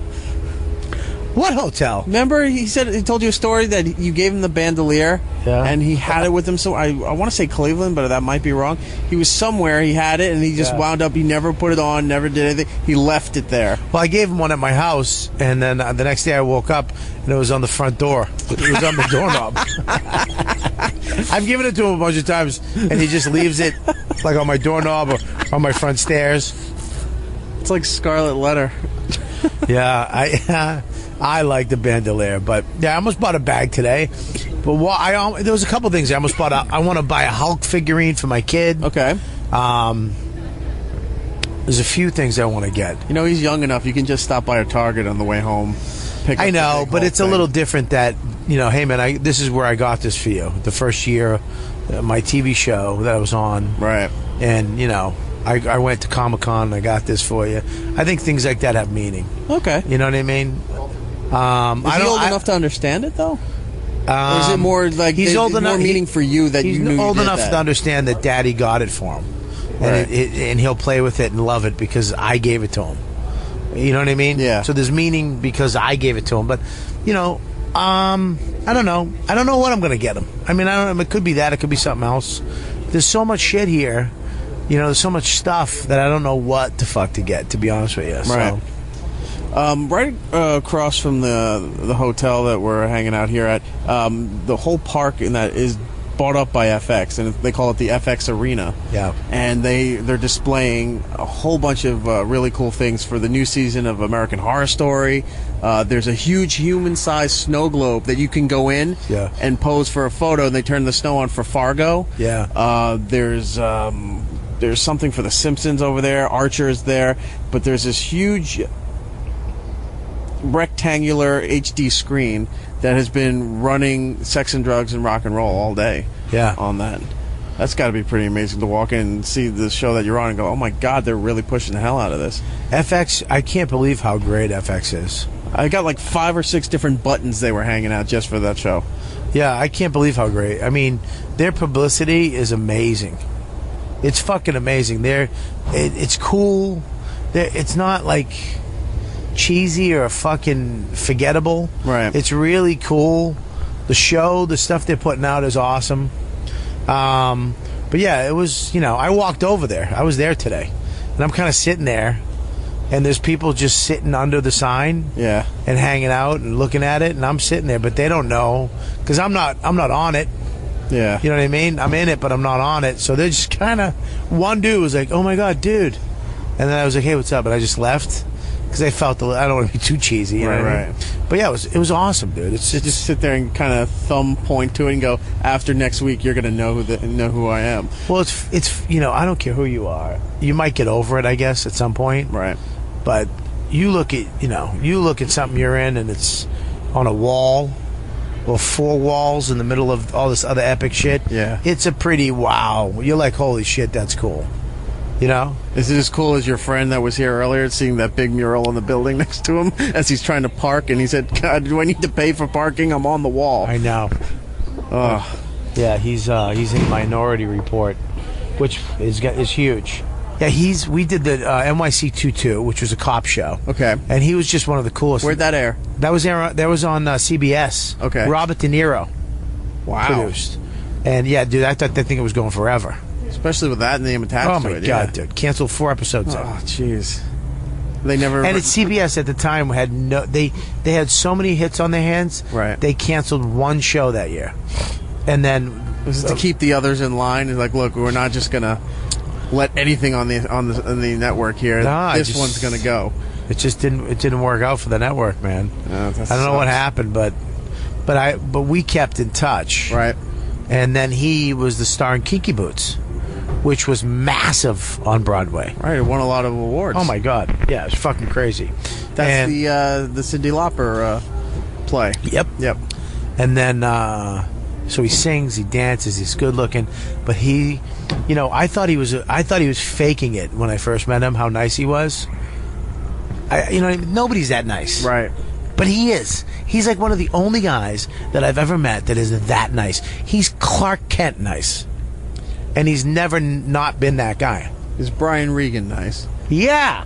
Wow. And I've never met Brian Regan, but yes, he's him and his wife put out these crazy Christmas cards every year, and they did a video last year. Like, they paid a lot of money to put this, like, a music video. Yeah. It was the craziest shit ever. They're just this fun couple. Now they have a kid. He's one of the nicest guys I know, and now he's a star. He's a massive star. Well, you're right there behind him with Sex, Drugs, and Rock and Roll. It's funny because the show's getting great reviews. Mm-hmm. You saw 5 episodes. Yeah, I thought it was great. I mean, there was a couple of lines that I seriously... You ever watch something on television or a movie, and something hits you so hard that you're laughing, or it had some kind of impact where you go, I just want to tweet that line out and see who gets it. Right. And there was 1 or 2 in there, and one was from Dennis, but the other one was from you. And I wanted to tweet it out so bad, but I was like, wait, I have this way in advance. I don't want to spoil that, and I don't want FX getting mad because you put something out there. Yeah. But when that episode airs, man, I am going to highlight it. That's funny. But dude, I think this show is... it's a comedy with heart, which is, I think, kind of needed. Right. I think this, everybody's trying to be... broad or ironic or fucking, I don't know, man, just fucking, kind of like, I don't know, sarcastically fucking, they're in on it, you know what I mean? Right. I get it, it's funny and edgy and fucked up, and this show is just funny, and it has a heart. It's about a family, which is the band, and all the fucking weird shit that we do. And there's music involved that is cool rock, ballad, poppy music sung by an amazing, talented girl, Elizabeth Gillies, who's really the... Is she really singing in the show? Really. That's her? Everything she does is her, man. It's pretty amazing that she's that fucking good. Yeah. There's no voice shit. She just goes in, sings it, and there's the song. It's a nice blend. There's been parts of the first episode that have aired in various places, so it's not really giving anything away. But it shows that, Dennis Leary plays an aging rocker, and he's not really relevant anymore, but there's that 20-year resurgence that goes on, a loop of stuff that happened 20 years ago is now getting popular again. Yeah. And this band, which was a one album and done kind of band, right, fell into that loop where they were starting to resurge, and there was a demand for it, or a demand was building for it. But the twist is that they didn't want him. The girl shows up, who's his daughter, and she winds up taking over as the lead singer of the band. Now, he's still good enough to write, but he's not good enough to perform. Well, basically, I mean, it's basically this guy, us, the heathens, right, were the motherfuckers. We're about to be the guys. And we broke up the night before our album comes out. Which is a great concept. Cut to us now, years later. He's still a drug addict. He's still a fucking alcoholic. Still fucked up. Him and the Flash, John Corbett, will any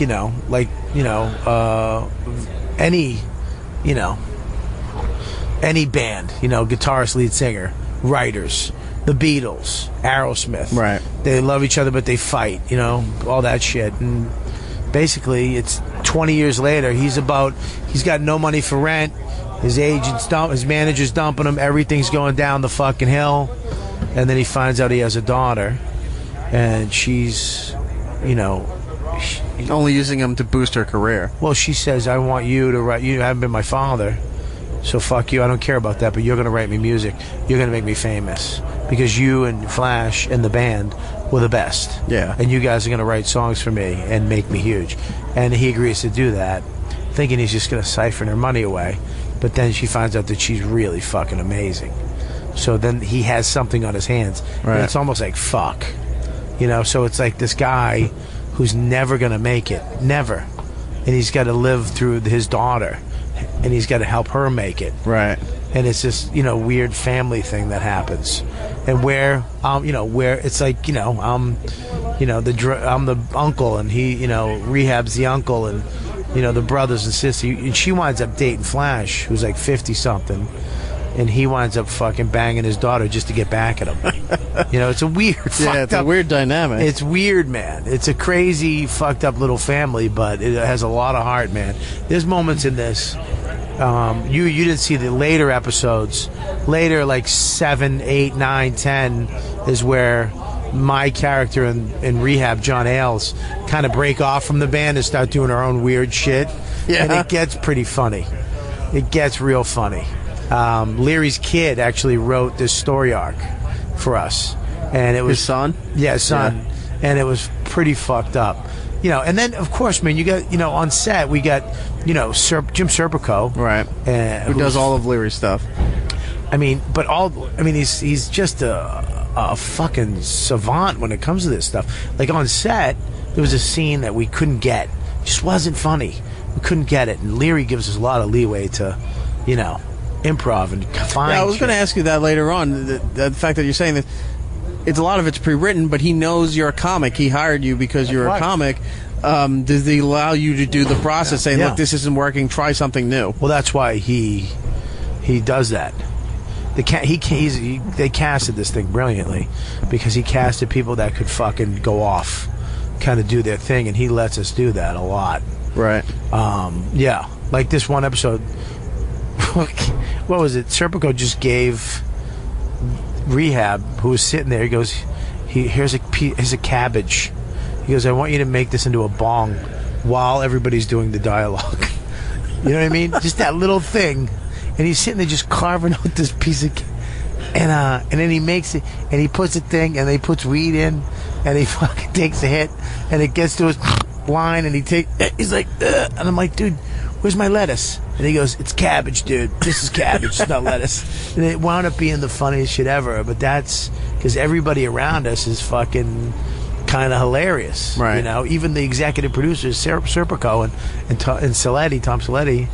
Even the, who's the actress that plays the blonde in the show? That's Elaine Hendricks. She is even really good as well, as far as everything when they're doing that demonstration where she's I'm trying to figure out how to say it because the episode hasn't aired yet. She's rolling on roller skates and singing a song.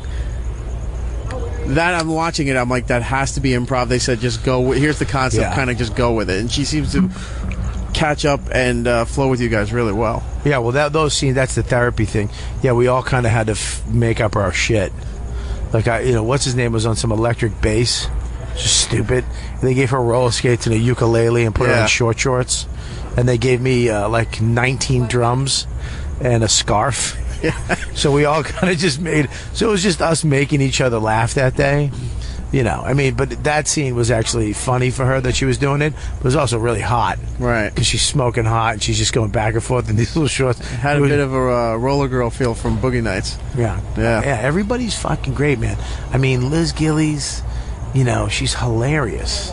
John Corbett, who's played that guy that, sweet I knew him guy best. next door. He was the radio guy on Northern Exposure, and then he was there was an FX show, Lucky. He was on Lucky, the horse racing one. Yeah, that only did one season. And my big fat Greek wedding. Oh yeah, that too. Yeah, he's on that, and he's hilarious, dude.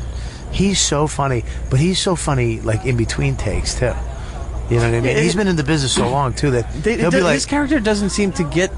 Not that everyone should has to get the jokes, but his character seems to be the more straight-laced, navigating through the nonsense that you're doing, the nonsense that Dennis Leary's doing, and the nonsense of the bass player. Yeah, but he's just cool, man.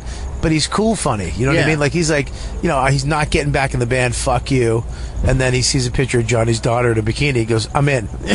I'm fucking that. You know what I mean? And then he goes and bangs his daughter. It's stupid. That's just such a cool...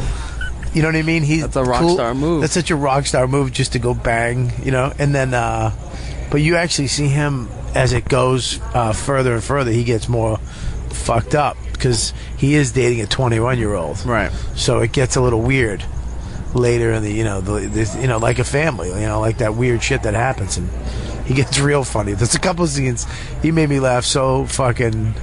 Just a look from him. Because he's such a tall, good-looking guy. Yeah. When he acts vulnerable or when he acts silly, it's fucking hilarious. Let's talk about your character here. What's up? Your character, you had a ridiculous hairstyle at the beginning of the episode. This show back, it was like 89, 90, right around there. Yeah, 89, 90. Where they show the origin of the band and where it collapsed. But because I was always wondering, like, how are they going to put Bobby in the flashback there? And I didn't know if they would CGI you, as thinner drug. No. Those druggy guys that have the veins in the skin, like an Iggy Pop kind of thing. Well, I wore special clothes, tight shirts, and all this stuff because they were supposed to CGI the wrinkles out of Leary's face, and make them younger looking. And they were going to actually, take the fat out of me, but they didn't take the fat out of me.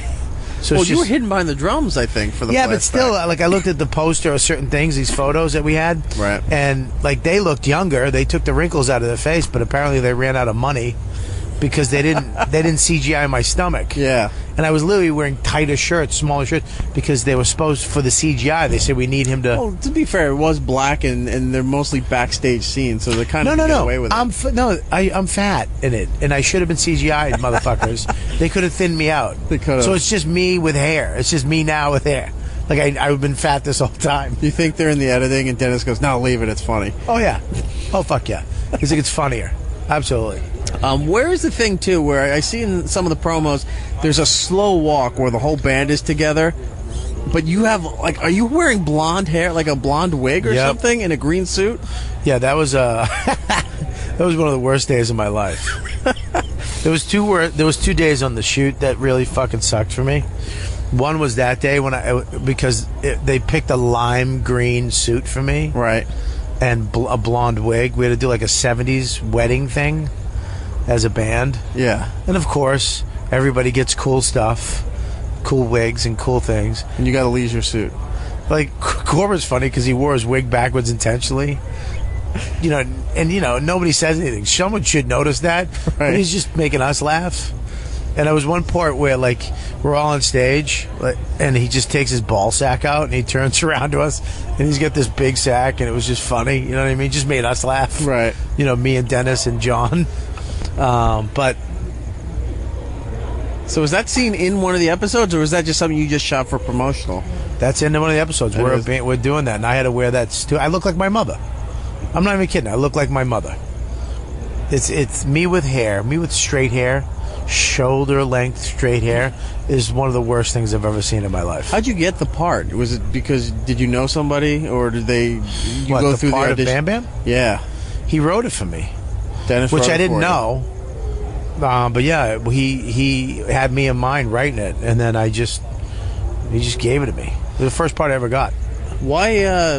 I'm trying to figure out your history, your connection with Dennis. Well, I did the job with him back in 2000. Okay. The day I started... I forgot all about that. You're right. The day I started shooting... Ferrara was on that too, right? Adam Ferrara, yeah. Right? Lenny Clark. The day we started shooting, my first day of shooting, was September 11th. So we're on set in Jersey on the shore, and the buildings fell. And we got stuck out in Jersey. It was fucking stupid. Yeah. And then we had to come back weeks later and finish it, and it was just weird, man. And then, years later... of course, after that, the job got canceled. He wrote Rescue Me for FX.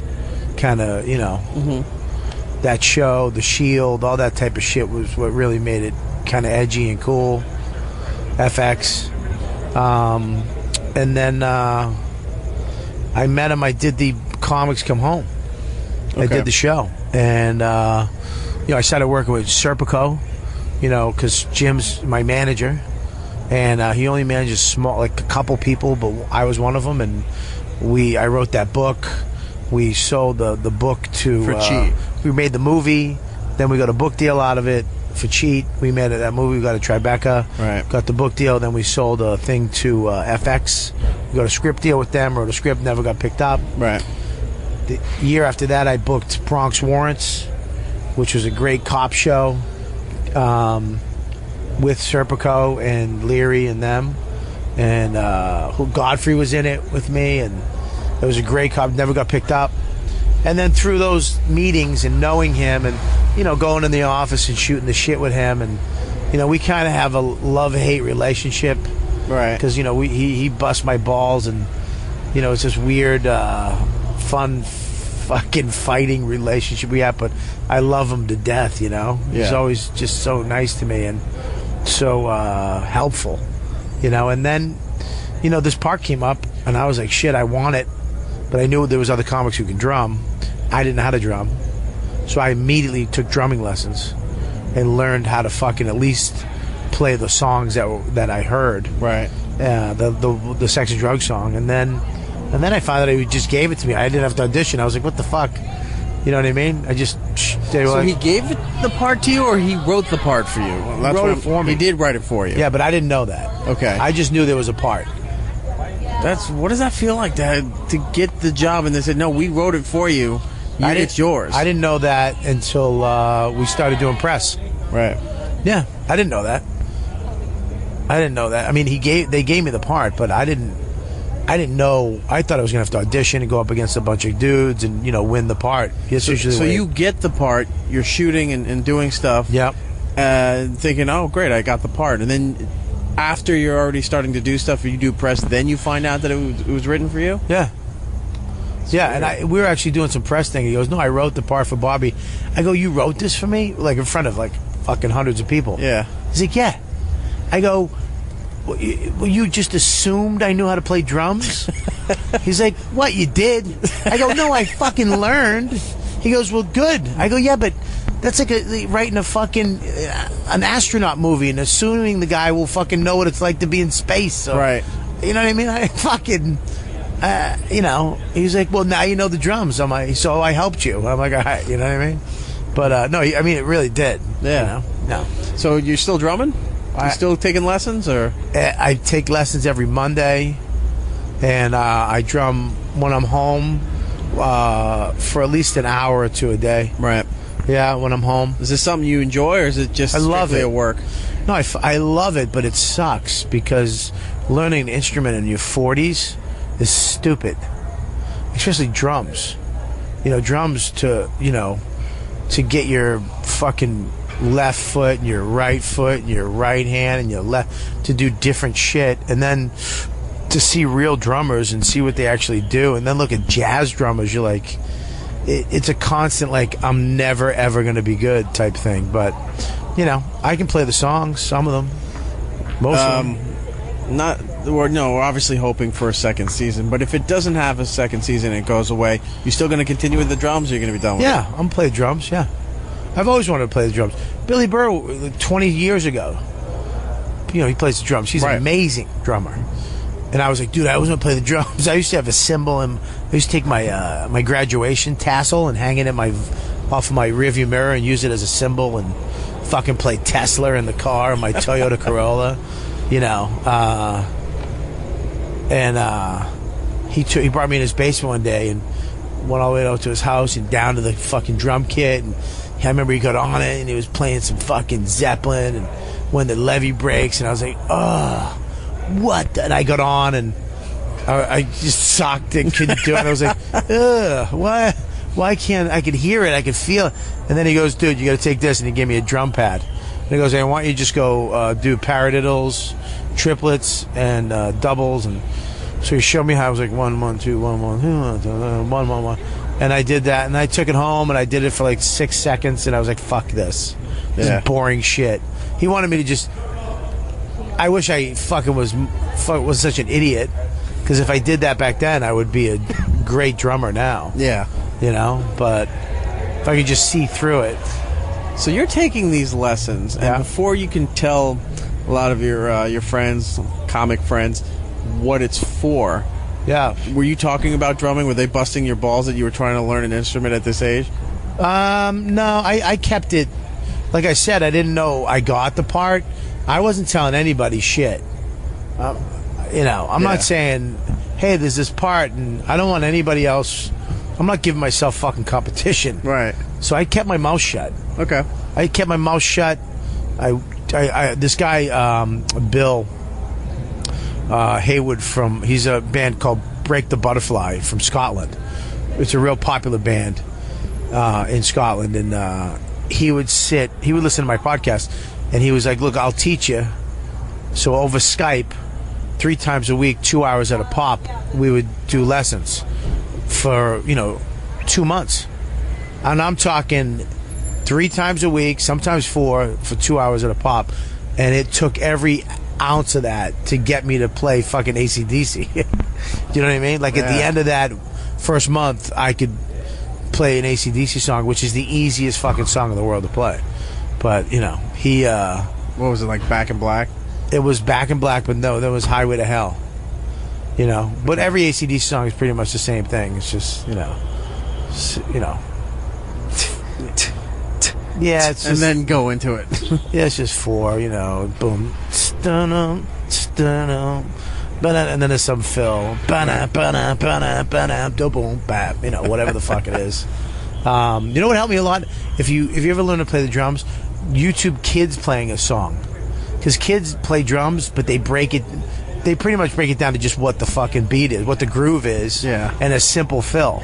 But if you get a drummer, he's always going to add his own shit that you can't do, and it's going to be a lot of rolls, a lot of fills, some ghost notes or some shit. And what the fuck was that? And you got to sit there, rewind it. I added the second pedal to give it that kind of bass line to it. Yeah, but it's so kids playing fucking the drums. It's like so easy because the dad's just, on the bass, boom, boom, boom. Come on, son, 1, 2. So I did a lot of that. But now, like with my teacher looks exactly like Seth MacFarlane, by the way. I mean, If I brought him to a party, I could say this is Seth MacFarlane, and you'd be like, "Oh my god, do the voice." Dude, he sounds like him too. I'm not even kidding. I'm not even fucking joking. It's weird. Like, I sit there and I'm just staring at him sometimes, and I'm like, "Dude, I'm sorry." He's like, "Seth MacFarlane." Yeah. But yeah, like, I can play, like, I think the greatest thing was like a few months ago, I was just at my house doing all the songs from the show, still trying to fucking learn them and get them down, and I just said, fuck. I was so annoyed because I just suck. Because you have great days and then you just suck. Right. You just can't do it. And then I just went, I'm just going to learn a song, and I just grabbed some Bon Jovi song. What the fuck song is it? It's My Life. Okay. Which is just such a great drum song. Boom, Dum, doom, bat, doom, bat, doom, bat, gung, gung. Yeah. Doom, bat, boom. Doom, bat, boom, down, doom, bat. So I just sat there and I taught myself the fucking thing. And it was like the first time I did it myself. But here's the thing. Here's the trick. People don't understand that you can sit there and learn the drums, play them with the song. When I learned, like I did the big comedy show. Me, Norton, Artie Lang, Tampa, Cowhead. Yeah, from theater. Mike Alta show. Yeah, 2,000 people. Go out, kill it. Everybody does stand up, kill. You know, I come off great. And then Pitbull Toddler, the band, playing in the lobby, 400 people. Mike's band, yeah. Mike's band. They invite me up to play live for the first time ever. Oh, they didn't tell you this? No, they told me this, but here's it, and I wanted to do it. It's so different playing live. First of all the speakers are faced towards the crowd, so you really don't hear anything. I can't hear the singer. You didn't have a monitor coming to you? I didn't have a monitor coming up to me. It wasn't my kit. I was sitting real low. Dude, it was fucking crazy. Just stupid.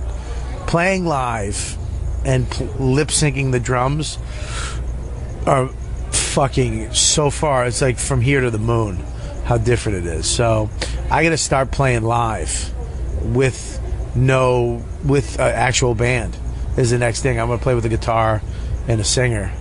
Do you know there's actually an actor who many of his parts would, as you said, lip sync the drums. He never really played, but he played drums in these shows. Oh, Mario Lopez. Who? Slater from Saved by the Bell. Yeah. He started off on a show in the 80s called Kids Incorporated. Uh-huh. And he was the drummer, but he was not playing the drums. He was just, air drumming, but with the kit. Then Saved by the Bell comes along. He's Slater. They do these little fantasy sequences where they're a band. Yeah. And he's back on the drums doing the same thing again. And it's you can tell because he's pulling up the stick too high. Yeah. And just getting it when the beat is hitting there. Right. So he's made a career in his acting roles where he's constantly faking playing the drums. Really? Yeah. That's crazy. Everything he's been in, he's playing the drums, but not really. That's crazy. Who's the guy from Full House? Sexy one. Oh, John Stamos. He plays the drums. Mm-hmm. He plays with the Beach Boys, actually. He does drums, percussion, other percussion stuff. He's usually playing the bongos when he's playing with them live. Sick drummer. No, he plays the drums for them. All the live stuff I've seen online, he's usually playing the bongos for that. No, dude. Check out his drumming. He's pretty intense. It's great. Great. And Michael Chiklis, too. Really? Did he play the drums on the Shield or the commish or any of that? Or is that just something he does on his own? As Bobby lights his Cuban cigar. I wish it was Cuban. Actually, I don't give a shit if it's Cuban. He plays. He's got a massive, beautiful kit. He just plays drums. Wow. Yeah. So you're in good company. Yeah, well, those guys can play. You know what I mean? Mm-hmm. That's the next thing I want to start playing out. Because playing out with playing live is so different. It's like you have to get over the stage fright. You have to go fucking up. Stick falls. You're out of time. Right. You know what I mean? Everybody's fucking depending on you. All this shit. So that's my next thing to do. I want to start playing with somebody. You're gonna form your own band? Nah, dude, I ain't never gonna do that. I'll never do that. I mean, that'd be fun as shit. To pure fucking shits and giggle factor. to like form like I have the Riotcast Network to like form a Riotcast band. Just shit, comics. Have like Florentine sing. Rob Sprance could be on guitar. I'll be on drums. Get somebody on bass. That could be a spoof. Yeah, it'd be maybe fun in to do. season 2. There's a problem. You walk off and join another band, and you join one of those gimmick bands. They're trying to get you back. Wait till you see what happens at the end of the season, dude. With me and the bass player, we do form our own thing, and it's pretty stupid. That was the second shittiest day of my life on set when they the motorcycle leather jumpsuits that they wear. Yeah, they had to put me in one of those. Let's put it this way: they don't make those in my size. Dude, I almost passed out like 90 times. I was just fucking dying. Oh, man. Sweating. They had 4 girls that got me in and out of it. So were you playing in this jumpsuit? We were doing something else in it, our other thing. Yeah. But yeah, it was stupid. There was one point where I had to be kind of playing the drums, talking, dancing, and I was doing it all, and then I started fainting because I had a helmet on. And I fucking, I had to yell cut. Like I was like, cut, because I was literally falling out. They were like, you can't dance. You just stand still, dance a little bit, and just use one stick. Don't use both sticks. Jeez. Yeah, it was fucking crazy. Well, this seems to be a great experience. You seem very happy. I mean, learning the drums, you got a TV show on FX. It's been the best thing I've ever done. I mean, Louis too. Louis was great for me because I learned so much about, that it doesn't take a lot to make something good. Your role on Louis, at least in this past season, where he finally comes to your house, and he's very unimpressed with your place. You're sitting on the couch, but you're a fanatic. Was it for the light switch or the thermostat or something like that, monitoring how much electricity is being used? Yeah. It's just like, oh my God, it's such a little nonsense quirk that he made such a big deal. Yeah. And you played a part perfectly. Yeah, he's working with him, it's like you get the script and you're like, okay. And then you start talking to him, before you shoot it, and you kind of go through it real fast, and once he gets it, you're done. Because he's everything. Producer, director, writer, star. Right. So you don't have to wait for anybody else. He's just, we got it. And you don't know when that's coming. It's like Ed Wood, cut, print, move. Yeah, he'll let you go and he shoots from beginning to end. So there's one camera, following. I really think that comedy is one camera. Once you're doing a bunch of cuts, you're cutting the flow off. Leary did it a bunch of times with me and Rehab in the show, but they just put a camera up and they let us go and do the scene, and you get both of us in the same scene at the same time. Right. That's when I think a lot of funny happens, and Louis does that all the time, man. Like that one scene at the house. That's when we open the door, we walk in, and it's kind of this ballet you have to do because you can't fuck up. You sit down. It was funny because we did one of those takes, dude. I'm telling you, in the middle of it, it was it was the best thing we ever did. Like the best energy between us. And all of a sudden we're in this thing and we're going back and forth and it gets heated and I almost get to tears and all of a sudden you hear the sound guy went cut and Louis went snapped out. He was like, what the fuck? And he's like, what? He goes, battery died. Back in. Go ahead. Die fast. But it was the best. He was like, that was fucking great. And I was like, that was so good. It was like the best thing, but the fucking battery died. It was so funny. And it was just this one cut, so we had to just do it again. But we got it again, but it wasn't that was like, holy shit. It was like the one, But whatever. It was, he's fucking great. And then you're done. It's like, all right, I'll see you. That's it. Call it a day. Yeah. But he's great because he'll take the time. Like, he owns his lenses. Like, he bought the lenses, and he uses different lenses for different moods, to give you a different feel, a different scene. Like, I never knew that shit existed. I don't know what the fuck that is. And he'll use these old lenses for certain things, and And he'll take the time to go, I use this because of this, and I'm trying to get this, and, you know, the next thing I'm going to do. And the reason why I'm only doing this one, because I want to blah, blah, blah. And they'll be like, you know what, I want to try this. I've been on set, rehearsed the whole, like, have my all shit ready to go. And then it'll just be like, I don't want to do that scene. And then he'll just go on his computer and he'll print it. How long will it take you to learn that? And I'm like, 5-10 minutes? All right, cool. And we just do this whole other thing. Like last year when I did the one where I'm on the couch with just a towel on. Right. We were supposed to do this whole other scene that I had down and ready to go, and he just pulled that out and said, let's do this instead. You know? And I was like, all right. And then we did it. It was like, he goes, all right. And I read it, and it's like, oh, you have to be in a towel.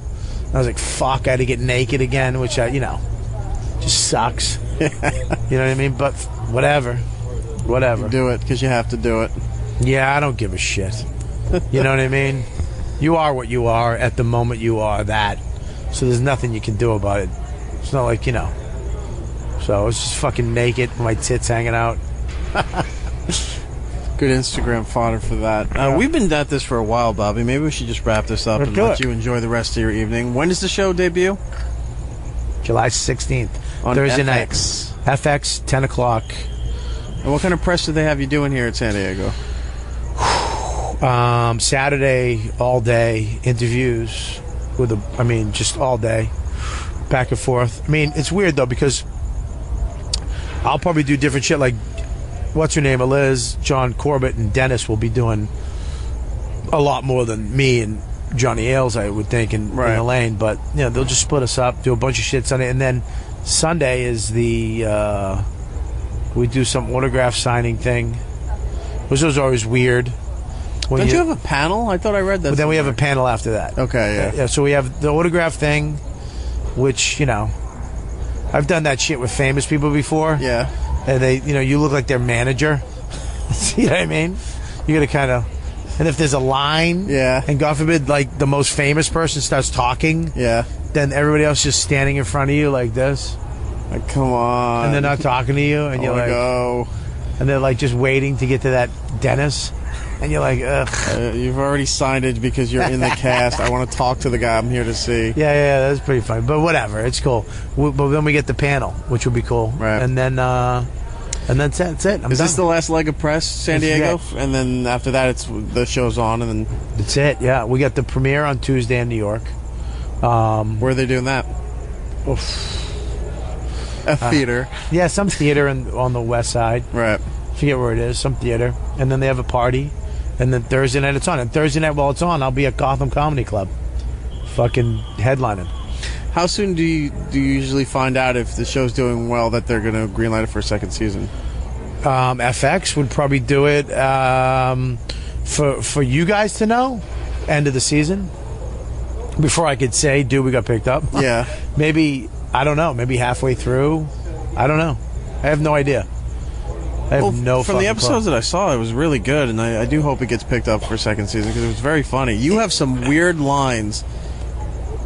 I guess I'll just say they're one-liners but it's really you're expressing yourself or whatever popped into your head as far as the emotion is what you said. Yeah, and then it's just silence as they look at you. And I'm like, oh my God, it's so funny. Yeah. There's a lot of good shit. A lot of improv in the show, too, which was awesome. I'm giving one of them away. I'm sorry. Macaroons? Yeah. God damn, was that funny. Because you just up and left. Do you know that was the hardest thing to say? Because it's this whole build-up to that one moment. And I was just like, I don't know how to say it. And there was this whole thing, and I did it, and then I was like, because you looked like you were under duress. You're like, yeah. You were waiting for someone to stop talking because you got to tell them something really bad, and then you went, macaroons. And then I was just let me just do. I go, can I just do this? And they were like, yeah, go ahead. And I was like, I said it like Christopher Walken. I kind of gave I need a macaroon. Yeah, it was like this weird thought in my head of like, I need to. Like I was like a little kid, some weird shit. Yeah, that was a funny day, man. But that was a really big laugh out loud moment, and you'll see it in future episodes. Sex and Drugs and Rock and Roll on FX. Robert, Kelly, thank you so much for taking the time for doing this. You got it, E-Rock. Go get some Daredevil stuff. This is the place to get it. Hey, does this mean that I did your show? It means you did my show. So I repaid you for my Daredevil stuff? You did. Yeah. Your debt is wiped clean. So that means I can get more debt out of you? If he comes around again, yeah. That's great. Or somebody that you like. That's great. Yes. I love it. Let's get back on the books. We'll do that. Let's get some more debt. All right, brother. Thanks, Bobby. You got it. Whoops, you know what the music means. Our time is up. Yes, our time is up. Thank you for listening to part 2 of our Comic-Con special here on It's Erik Nagel. That has been me. My buddy Giddles here has been co-hosting it with me. Thank you so much for being here. Dude, anytime, man. I wish I could have been there with you. Gittlebase on the Twitter and Instagram. Matt returns next week from his trip to London, and we'll all be back in the studio live and doing whatever it is that we do. Ooh, my voice cracked. I really need some water. I wish I had some here in the studio. Anyway, he is Geek Stuff OG on Twitter and Instagram. Be sure to follow him. Yeah, Matt's a good guy. He'll be back here next week. Thanks to everybody that we talked to, Men of Action, Lego, Funko, Project UROK with Jenny Jaffe and Sarah Hartshorne. Making sure I get that right. Lego Dimensions. Did I forget anybody? I don't think so, man. Bobby Kelly, Sex and Drugs, Rock and Roll on FX, Thursday nights, 10 p.m. Make sure you watch that. I think that's about it. All right. We're going to go out with this. You may know this as a little song from the game Portal. And I don't know this song. It's from a game called We're going to get you an Xbox so you can play with this and figure all this out. Next week, we'll be back. So until next time, be seeing you.